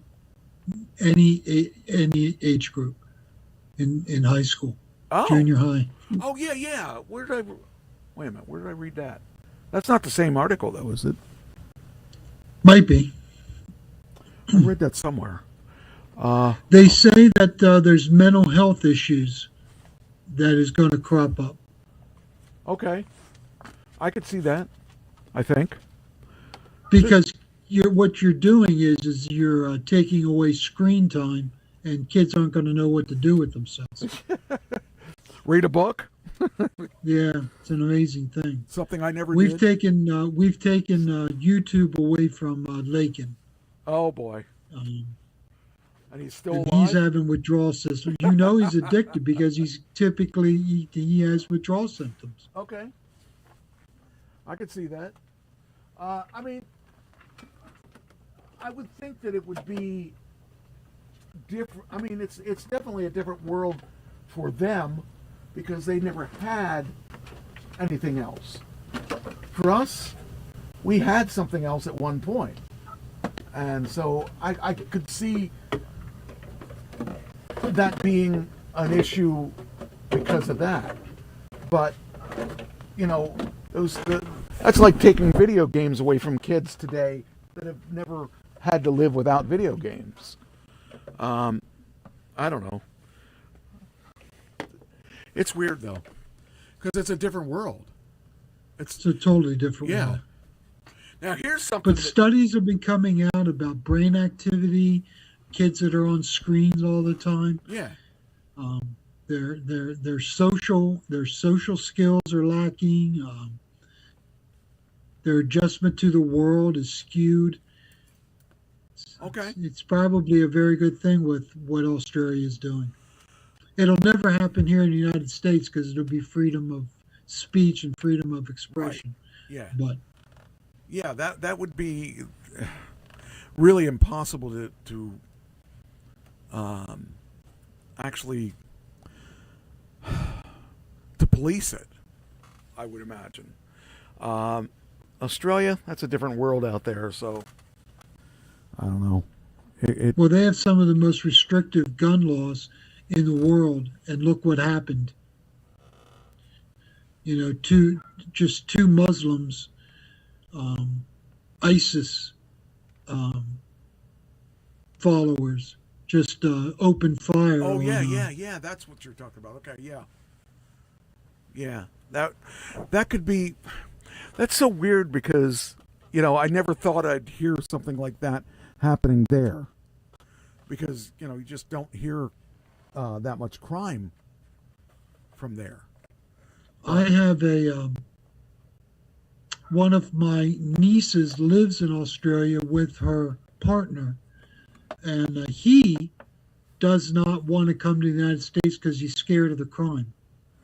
And because they don't have a lot of crime in Australia. Right. And, you know, he looks at the United States and thinks everybody's carrying a gun and shooting each other. Right. Or the Wild Wild West. Or the Wild Wild West, that's right. Yeah. It's really weird. And some of that's true, but, you know, look what happened in Australia. One of the most horrific crimes we've had in a long time. Yeah. That's definitely a shame. You're a Star Trek fan, yes? Yes, I am. I don't know if you've read this or not or heard this, but there is a Beam Me Up Sulu Star Trek documentary featuring George Takei. It's getting a February release. It'll feature the feature unearths a lost 1985 student film made with Takei, and it's been acquired by Tribeca Films. The distribution label, it says here, from Tribeca and Giant Pictures. I think it'd be interesting. Oh, I'll watch it. I would too. I think it'd be cool. There's a 3-minute article on this. I don't know if he's talking about it or whatever, but let me see what it says here. It says here, distribution label from Tribeca Enterprises and Giant Films will release the film on February 17th. A feature from directors Timur Gregory and Sasha Snyder unearthed a lost 1985 student film made by Takei featuring fan history and sharing a larger story of representation, resilience, and the battle for inclusion in social media, or in media and society. We're interested in figuring out what it is about Star Trek that makes people care so much. What made these student filmmakers spend 35 years making a fan film? What made George participate in it? And what makes all the fans so passionate? We found that really comes back to this idea of infinite diversity in infinite combinations that's been baked into the show from the beginning, resonates now more than ever. You figure they were the first. It's an idealistic view of the future. And you figure, if you think about this, they're the first show that showed a black woman and a white man kissing. That's right. They were the first show to do a lot of stuff. Hi there, Jen. They did a lot of things that were unheard of at that point. And with the budget that they had for that, it was just, and that was that film, or that TV show was not well received when it first came out. No, it wasn't until it entered reruns. Right. Yeah. And by then I had... and Kirk never met an alien he didn't want to sleep with. This is true. So... Well, you gotta, what's the word? The prime directive. Yeah, well, I was thinking when I used to play, and I can't believe I'm going to admit this, I used to play that game, Pokemon, the video game that you played on your phone. You had to go out and catch them all. You had to catch them all. Yes. And he probably caught it all the things you could possibly catch from aliens. So who yes. knows? So, yeah. So anyway, I want to share that with you. I thought that would be kind of cool. I will definitely watch that. Then, this is kind of sad. Royal Caribbean cruise passenger was served 33 drinks before he died in custody. There's going to be probably a lawsuit here. Yes, a big lawsuit there. He died in custody. custody. Because aren't hey, my daughter went through bartending school, and bartenders are responsible for how many drinks their patrons have. Well, in a place like that where they probably have multiple bars too. I mean, he could go from bar to bar right. to bar. I don't know how that works, but it says here that the death of a Royal Caribbean passenger has been ruled a homicide after crew members allegedly served him nearly 3 dozen drinks at the ship's bar before he died. Michael Virgil, 35, was served 33 drinks at one ship's bar, at one of the ship's bars on the day he died in custody. Virgil was detained during a drunken rage in which he allegedly attacked and threatened to kill crew members. Ugh. See, alcohol make you do strange things. The thing is, look at him. The thing is, I don't know how much I feel bad that he died. Okay, but you've got it in you, Mike. You've got that kind of violence in you. Alcohol just lowers your ability to control. The thing I'm worried about, or the thing I think about, is that we got to be held responsible for things that we do. And if it means you're going to drink until you die, I think that there's a certain amount of things that you got to let the person. It's not. I understand that the bartenders have a certain responsibility, but that'd be like you saying that you're responsible because you were in the car and I was driving fast and I wouldn't slow down and I wrecked the car and died, therefore you should be responsible for me dying. If I make that choice to do that, it's my fault. It's not your fault. You didn't shove that drink down my throat. And if you're in a bartending place like that, a captive audience and you're talking and there's thousands of people there and you drink more than you're supposed to drink, that's on you. At least I think. That's my opinion.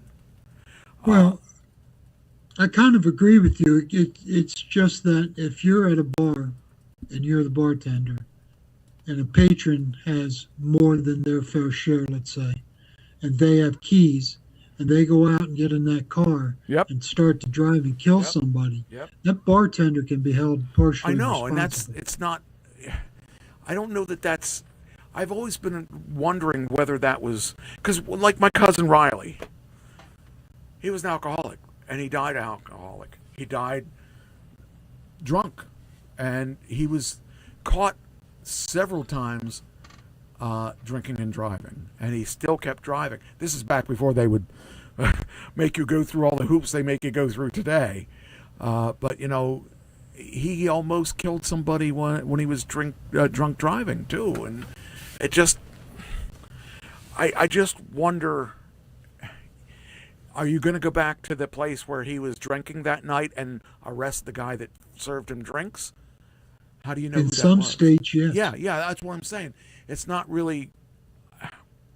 It's not. I wouldn't want to be a beer bartender anyway, but I'm not. But it concerns me that the wrong person's going to go to jail. So, I don't know.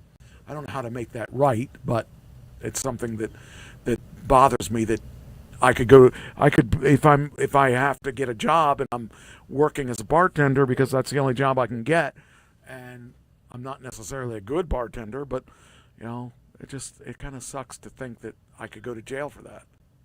So I'm out with my friends and I'm drinking. And there was a large table with some girls at the table and us at the table, and we're talking and talking. I'm drinking and drinking.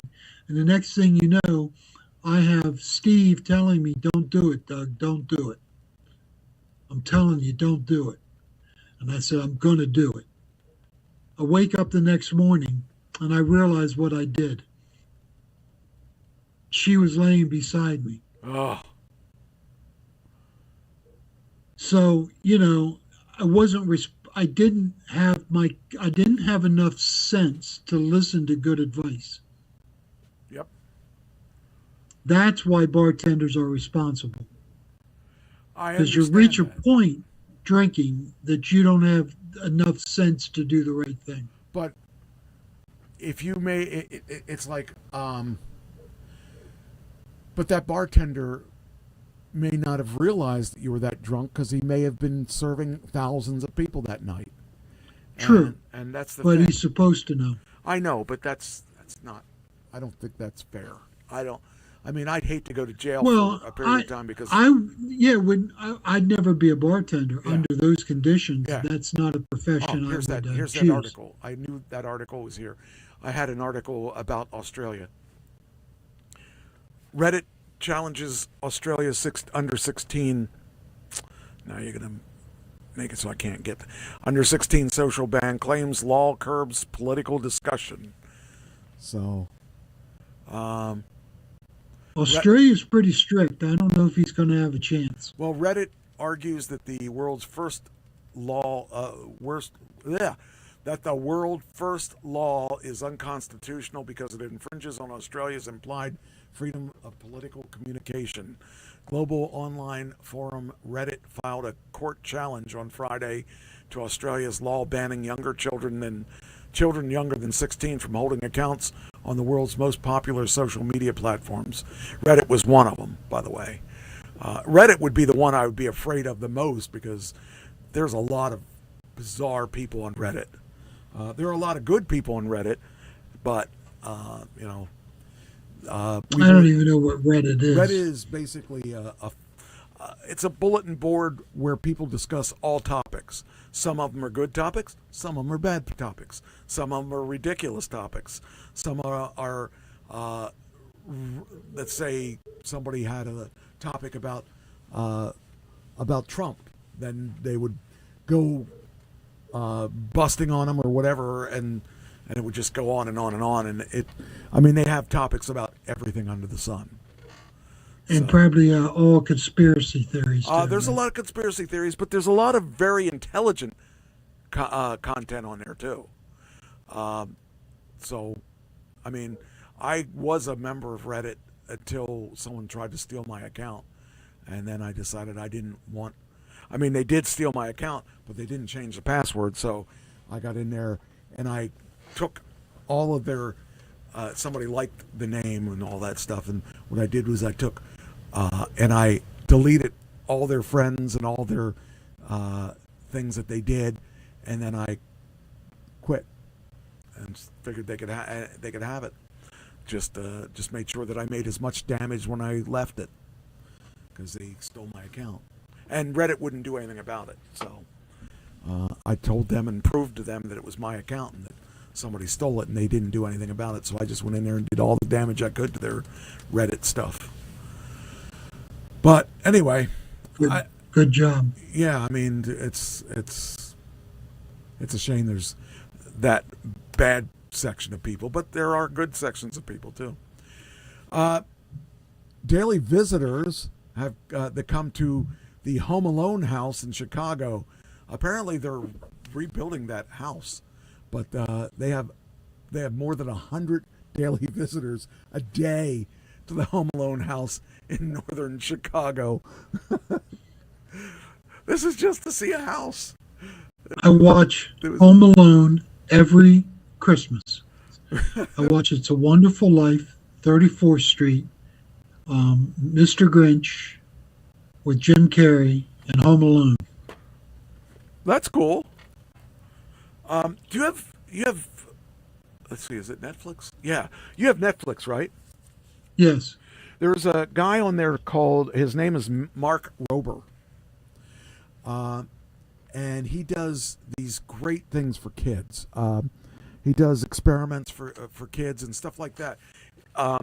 He also does glitter bombs.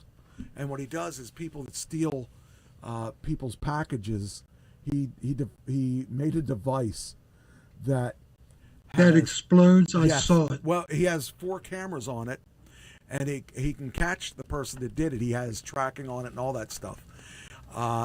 Not just explodes, but generally glitter bombs them.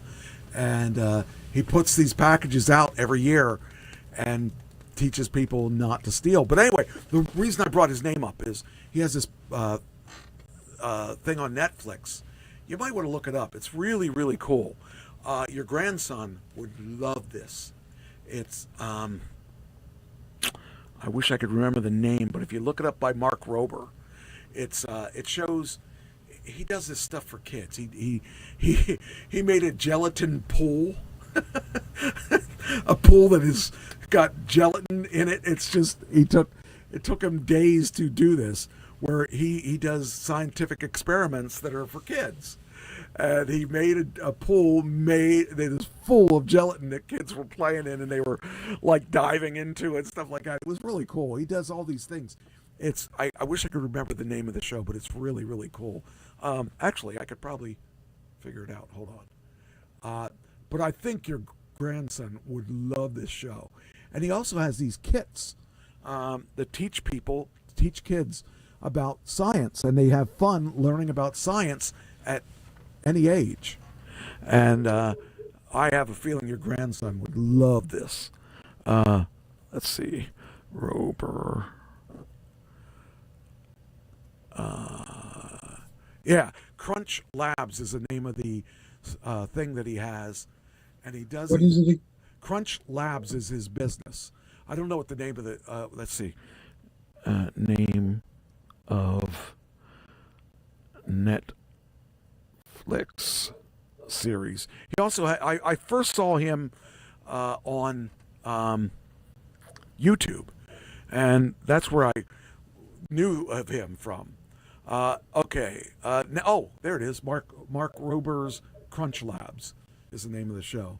It's a really cool show, and he does this stuff for kids, and he just does but anyway, he made the glitter bomb. He made the glitter bomb, and he's the one that does all that stuff. But he has a YouTube STEM experiments elephant toothpaste, along with a deal for new kids competition coming in 2026, along with his Crunch Labs and Jimmy Kimmel's team. And he did this thing where his team, he said he was better than his team at building robots. So they had battle bots. They all built these battle bots, and they were all against him. He had to beat 5 battle bots or 4 battle bots or whatever to win. And it just was funny because just when you think you had him figured out, he has another idea that's, that he was just about to lose the BattleBot thing, and he pushed a button and it revived him into the next round. It was just really he's a really cool guy. But if you get a chance to watch that show, I'm sure your grandson would love that show. And it's somewhat educational. It's also stupid, but it's good. But that's okay. He's 7 years old. He likes stupid. That's why he would like it, because it's geared towards all kids, but his age group especially. And what he has these things at Crunch Labs that if you subscribe to it, the kid gets a box every month, and it's a science project you can make. And if you get one of the magic boxes, it comes with a certificate. They'll fly you out to his Crunch Labs for a day of learning with Mark and his team. It's just a really cool thing. I wish I would have had something like that when I was a kid. It's just really cool. So I thought you'd like that. Okay. Something to look at. Just watch the first episode, and I think you'll agree with me after seeing that. It's just really cool. Okay, I said that. We did that one. Oh, do you know the history of the mall Santa? No. I didn't either until mall Santas became a widespread tradition beginning in the early 1900s. History of the mall Santa. Oh, come on, stop this. I don't want these little donate now thing. Much to the delight of children and many adults, Santa's arriving at the shopping centers. It says here, a mainstay in shopping centers in December, driven by nostalgia and commerce. Brief history. Historian Adam English linked the character of Santa Claus to St. Nicholas, the 4th century Greek bishop of Myra. The name Santa Claus evolved from Sinterklaas, a shortened version of Sint Nicholas, Dutch for Saint Nicholas. Earliest known painting of Santa Claus is by Robert Weir in 1837. Weir depicted Santa as elf-like, wearing a red cape and boots, exiting a fireplace like that.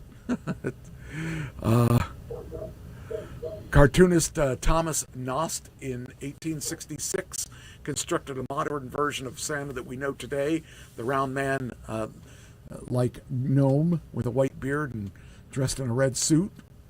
The shopping Santa, it says, retailers began to leverage the invented tradition of Christmas in the early 1800s. Earliest usage for Santa in commercial purposes. Perhaps the first was on a flyer for New York jewelry store in the mid 1820s. Stephen Nissenbaum, in his book The Battle for Christmas, suggested his image of Santa was reproduced in a variety of printed forms. And then in 1841, an innovative shopkeeper from Philadelphia created a life-size model of Santa. It wasn't long until live Santa Claus began appearing on street corners. In 1891, Salvation Army Captain Joseph McPhee set about raising funds to provide a free Christmas dinner for poverty-stricken. He grabbed a crab pot from the local wharf, hung it on a tripod at a business intersection with a sign, "Fill the pot, for the poor. Free dinner on Christmas Day. Soon, unemployed men were employed to dress in Santa Claus suits with red kettles and ringing bells on the streets of New York to solicit donations. At the same time, some stores began to use live Santa Claus in their window displays and toy departments, and by 1910, the presence of live Santa became a requirement for any department store. The business... Well, what you just read was Yes. the beginning of the Red Kettle campaign for the Salvation Army. Yes, yes. I thought you'd appreciate that. Now, Michael, you got time left. You need to put a gold medallion in one of those kettles in the Harrisburg area. What's a gold medallion for? People leave them. There's certain cities and certain people that go and they put gold medallions in the kettle. They're worth thousands of dollars. Really? Huh. Yes. I didn't know about that. It's a thing. It's a thing. Wow. Every year. I would have never known that. That's pretty cool. There was one this year that was worth $4,875. Wow. That's crazy. I never would have guessed that. So I expect you, who are as independently wealthy, to take care of that in the Harrisburg area. I won't be after I spend on my new car. You can drive your $100,000 car down and put it in the kettle near okay. you. Well, I got to get a $100,000 car first because I don't even have one. So the only thing I have now is a cheaper car, a much cheaper car. Well, if you get the $50,000 one, you could afford the gold medallion. Well, not if I bought it. Not if I bought the $50,000 car. So anyway, so then the modern business, the modern Christmas has evolved from a cluster of practices, social and commercial contexts.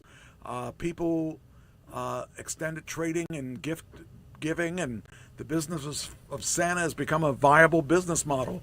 It creates positive experiences in shopping centers and employment for mostly older retired men. One organization, Seen to Believe, reports hiring up to 500 Santas a year. Companies like Santa for Hire, The Real Santa, provide Santa Claus impersonators to hundreds of shopping centers throughout Australia, New Zealand, and North America. The Santa Claus Conservatory provides training for potential Santa Claus candidates. There you go, a whole room full of Santas. That's crazy. Oh, so I don't know. It's just kind of funny that that Santa has a face mask. Oh, that's for COVID. That's funny. That's for COVID, yeah. Just crazy. Did you watch the Saturday night's main event? Mr. Cena? Yes.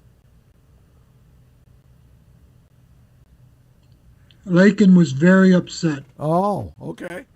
That must mean he must like Cena. He does. He wanted him to go out on top. That's okay. So, being from the wrestling world, I understand why they did it. And a lot of people wanted him to win. I mean, but that's one of the reasons they didn't do it, because it wasn't meant to be. So it was the right thing to do was what they did do, and that was pass the baton to a younger guy. So what happened was, when Cena lost that match, he elevated Gunther and made Gunther look good. Now Gunther is a good wrestler, and Gunther. Well, Gunther's my guy. That's my guy. Yeah, and a lot of people wanted Cena to win, and I didn't think Cena was going to win because the tradition in the wrestling world is that if you're going to retire, you go out raising someone else up. So, there's no upside of Cena winning because if he beats Gunther, who's going to be around for a couple years yet, Gunther gets no benefit wrestling him. But if he goes out beating Cena, he has a feather in his cap and he looks better by beating him. The other thing that I told Christine is, I said, watch him take off his shoes. He's going to leave his shoes in the ring. She said, what? I said, well, that's the tradition too. When you retire, the way that you know that that the guy's retiring is if he leaves his boots in the ring or leaves his shoes in the ring. And again, he did that too. So that was interesting to watch, because I thought, are they going to do this? I thought they weren't going to do it. I thought they weren't going to do that. And when he took his shoes off, I knew why he did that. So the right thing to do was what he did. And I know none of the fans wanted that. And the thing is, the upside was this. The fans were happy when he got up and he interacted with them on the way out, and he saluted them and all that stuff. That was the best thing he could have done, because he acknowledged the fans. And if you noticed that when he tapped out, he smiled when he tapped out. So if you didn't notice that, watch it again, because he smiled when he tapped out. Well, for him, there's life after wrestling. Yes. So. And he hasn't been in the ring really. Actually, it's a very good life after wrestling. Yeah. He could never wrestle. He never has to wrestle. He hasn't had to wrestle for the past 10 years. He's wrestled here and there once in a while. So he did the fans a favor by coming back for that last tour. And he didn't do himself any negative things either, because he made a ton of money for that last year. And he set some records. So I'm happy for him. I was one of the people that did not like him when he first started. I didn't like that they were pushing him down our throats, and I was not a guy that was going to ever cheer for him because of the way that they promoted him. But when they stopped promoting him like that, when he did this retirement thing, I was all for it. Even when he turned bad in the beginning, I was all for it, because I saw it. Everything that happened, I saw it coming. I saw when he turned on Cody, I saw that coming, and I called it. And nobody believed that was going to happen, because he had never been a bad guy. So I just figured that's why he did it, because he had never done it before.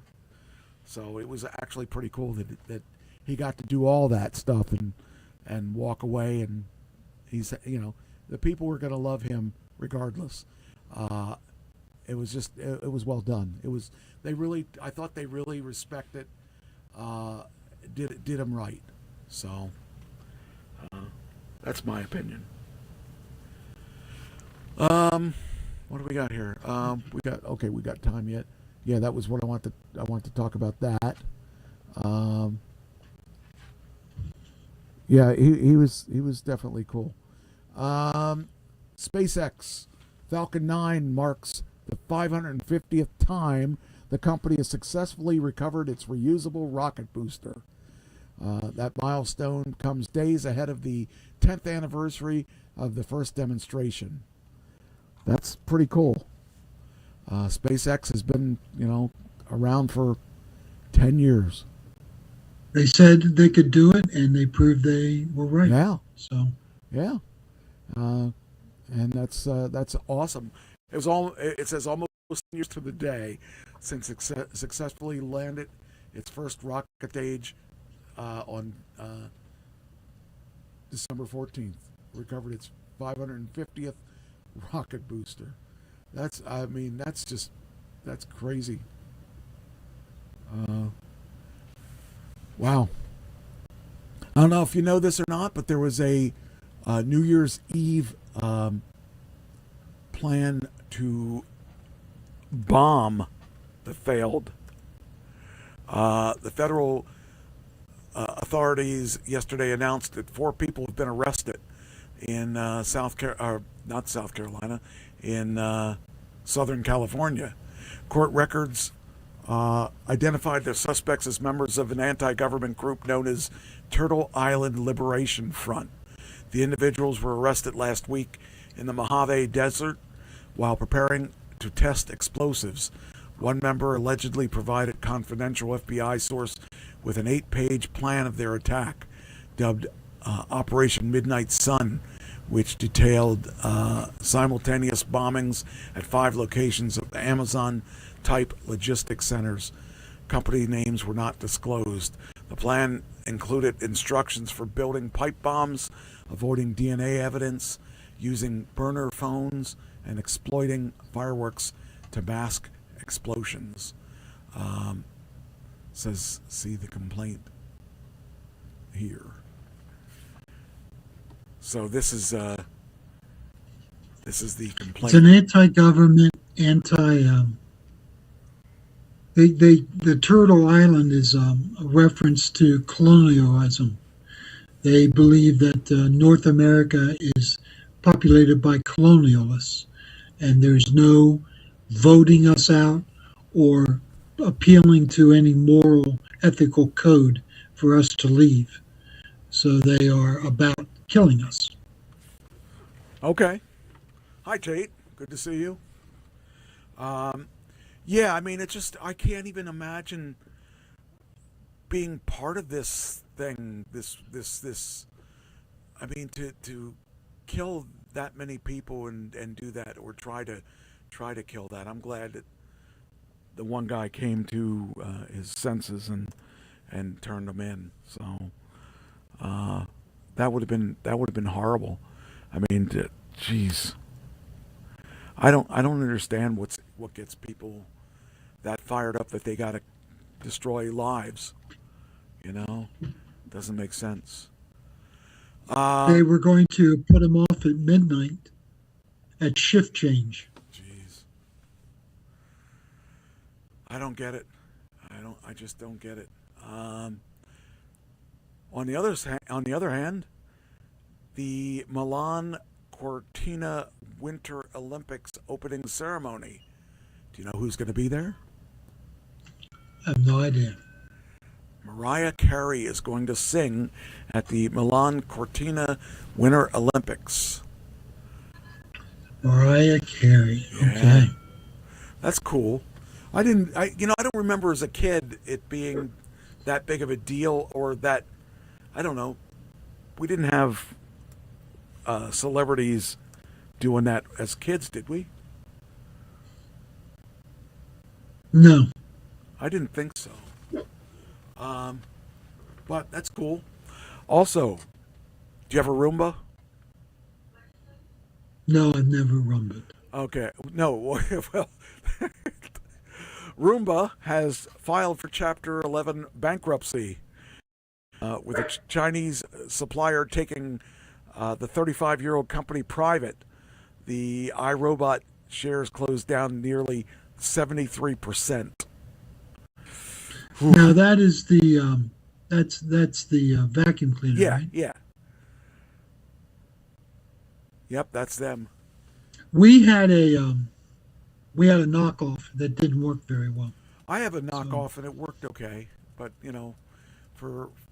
I don't know, they're pretty small for, if you have a dog, it's like a dog that sheds, especially, you're never going to be able to.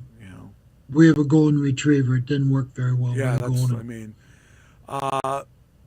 Okay, here's another one that you probably don't know about, but Ford to record more than $19 billion hit to profits as it scales back its EV plans. So they're going to stop making the Ford Lightning, which I actually was interested in getting.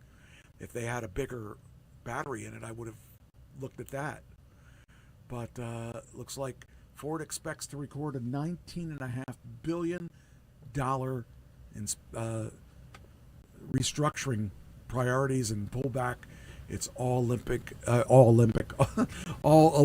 vehicle investments. So, well, that's because Trump's taken away the CAFE standards, and he's he wants to lower the cost of gas vehicles. Yeah. And do away with electric, and I think that's a mistake. Yeah, I know it's a mistake. I definitely agree with that. It's kind of. I mean, one of the best things going was electric vehicles. Jeez. That's crazy. Here's something interesting. DC bomb pipe suspect Brian Cole Jr. has a secret online life obsessing over, you're not going to believe this, My Little Pony.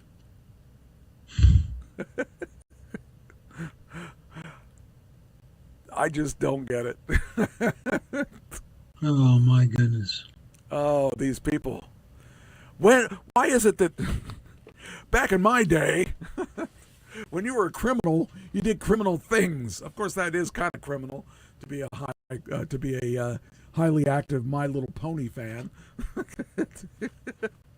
The man accused of attempting to blow up the Republican and Democratic National Committees in D.C. on January 5th, 2021 was highly active My Little Pony fan. Oh, man. What's this world coming to? Takes all kinds, Mike. What's this world coming to? I just don't get it. What's this world coming to? That's probably, they should probably put everyone away that obsesses over My Little Pony. Well, unless you're a 12-year-old girl. I don't know. That might be the thing that makes them what they are. James Gunn is coming out with a new superhero movie. And it's one I actually am surprised it has not been done before. Supergirl is going to have her own movie.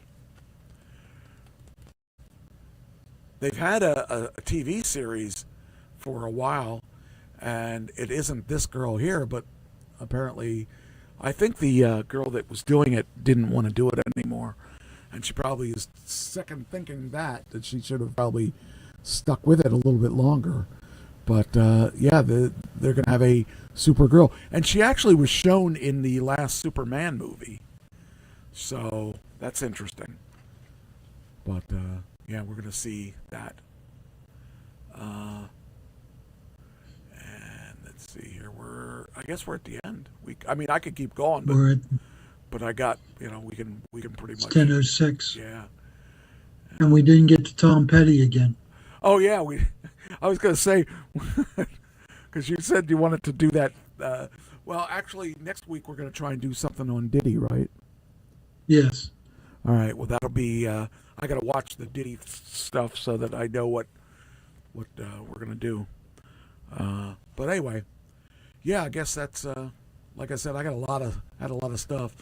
How about we finish with this one? We'll finish with this one because.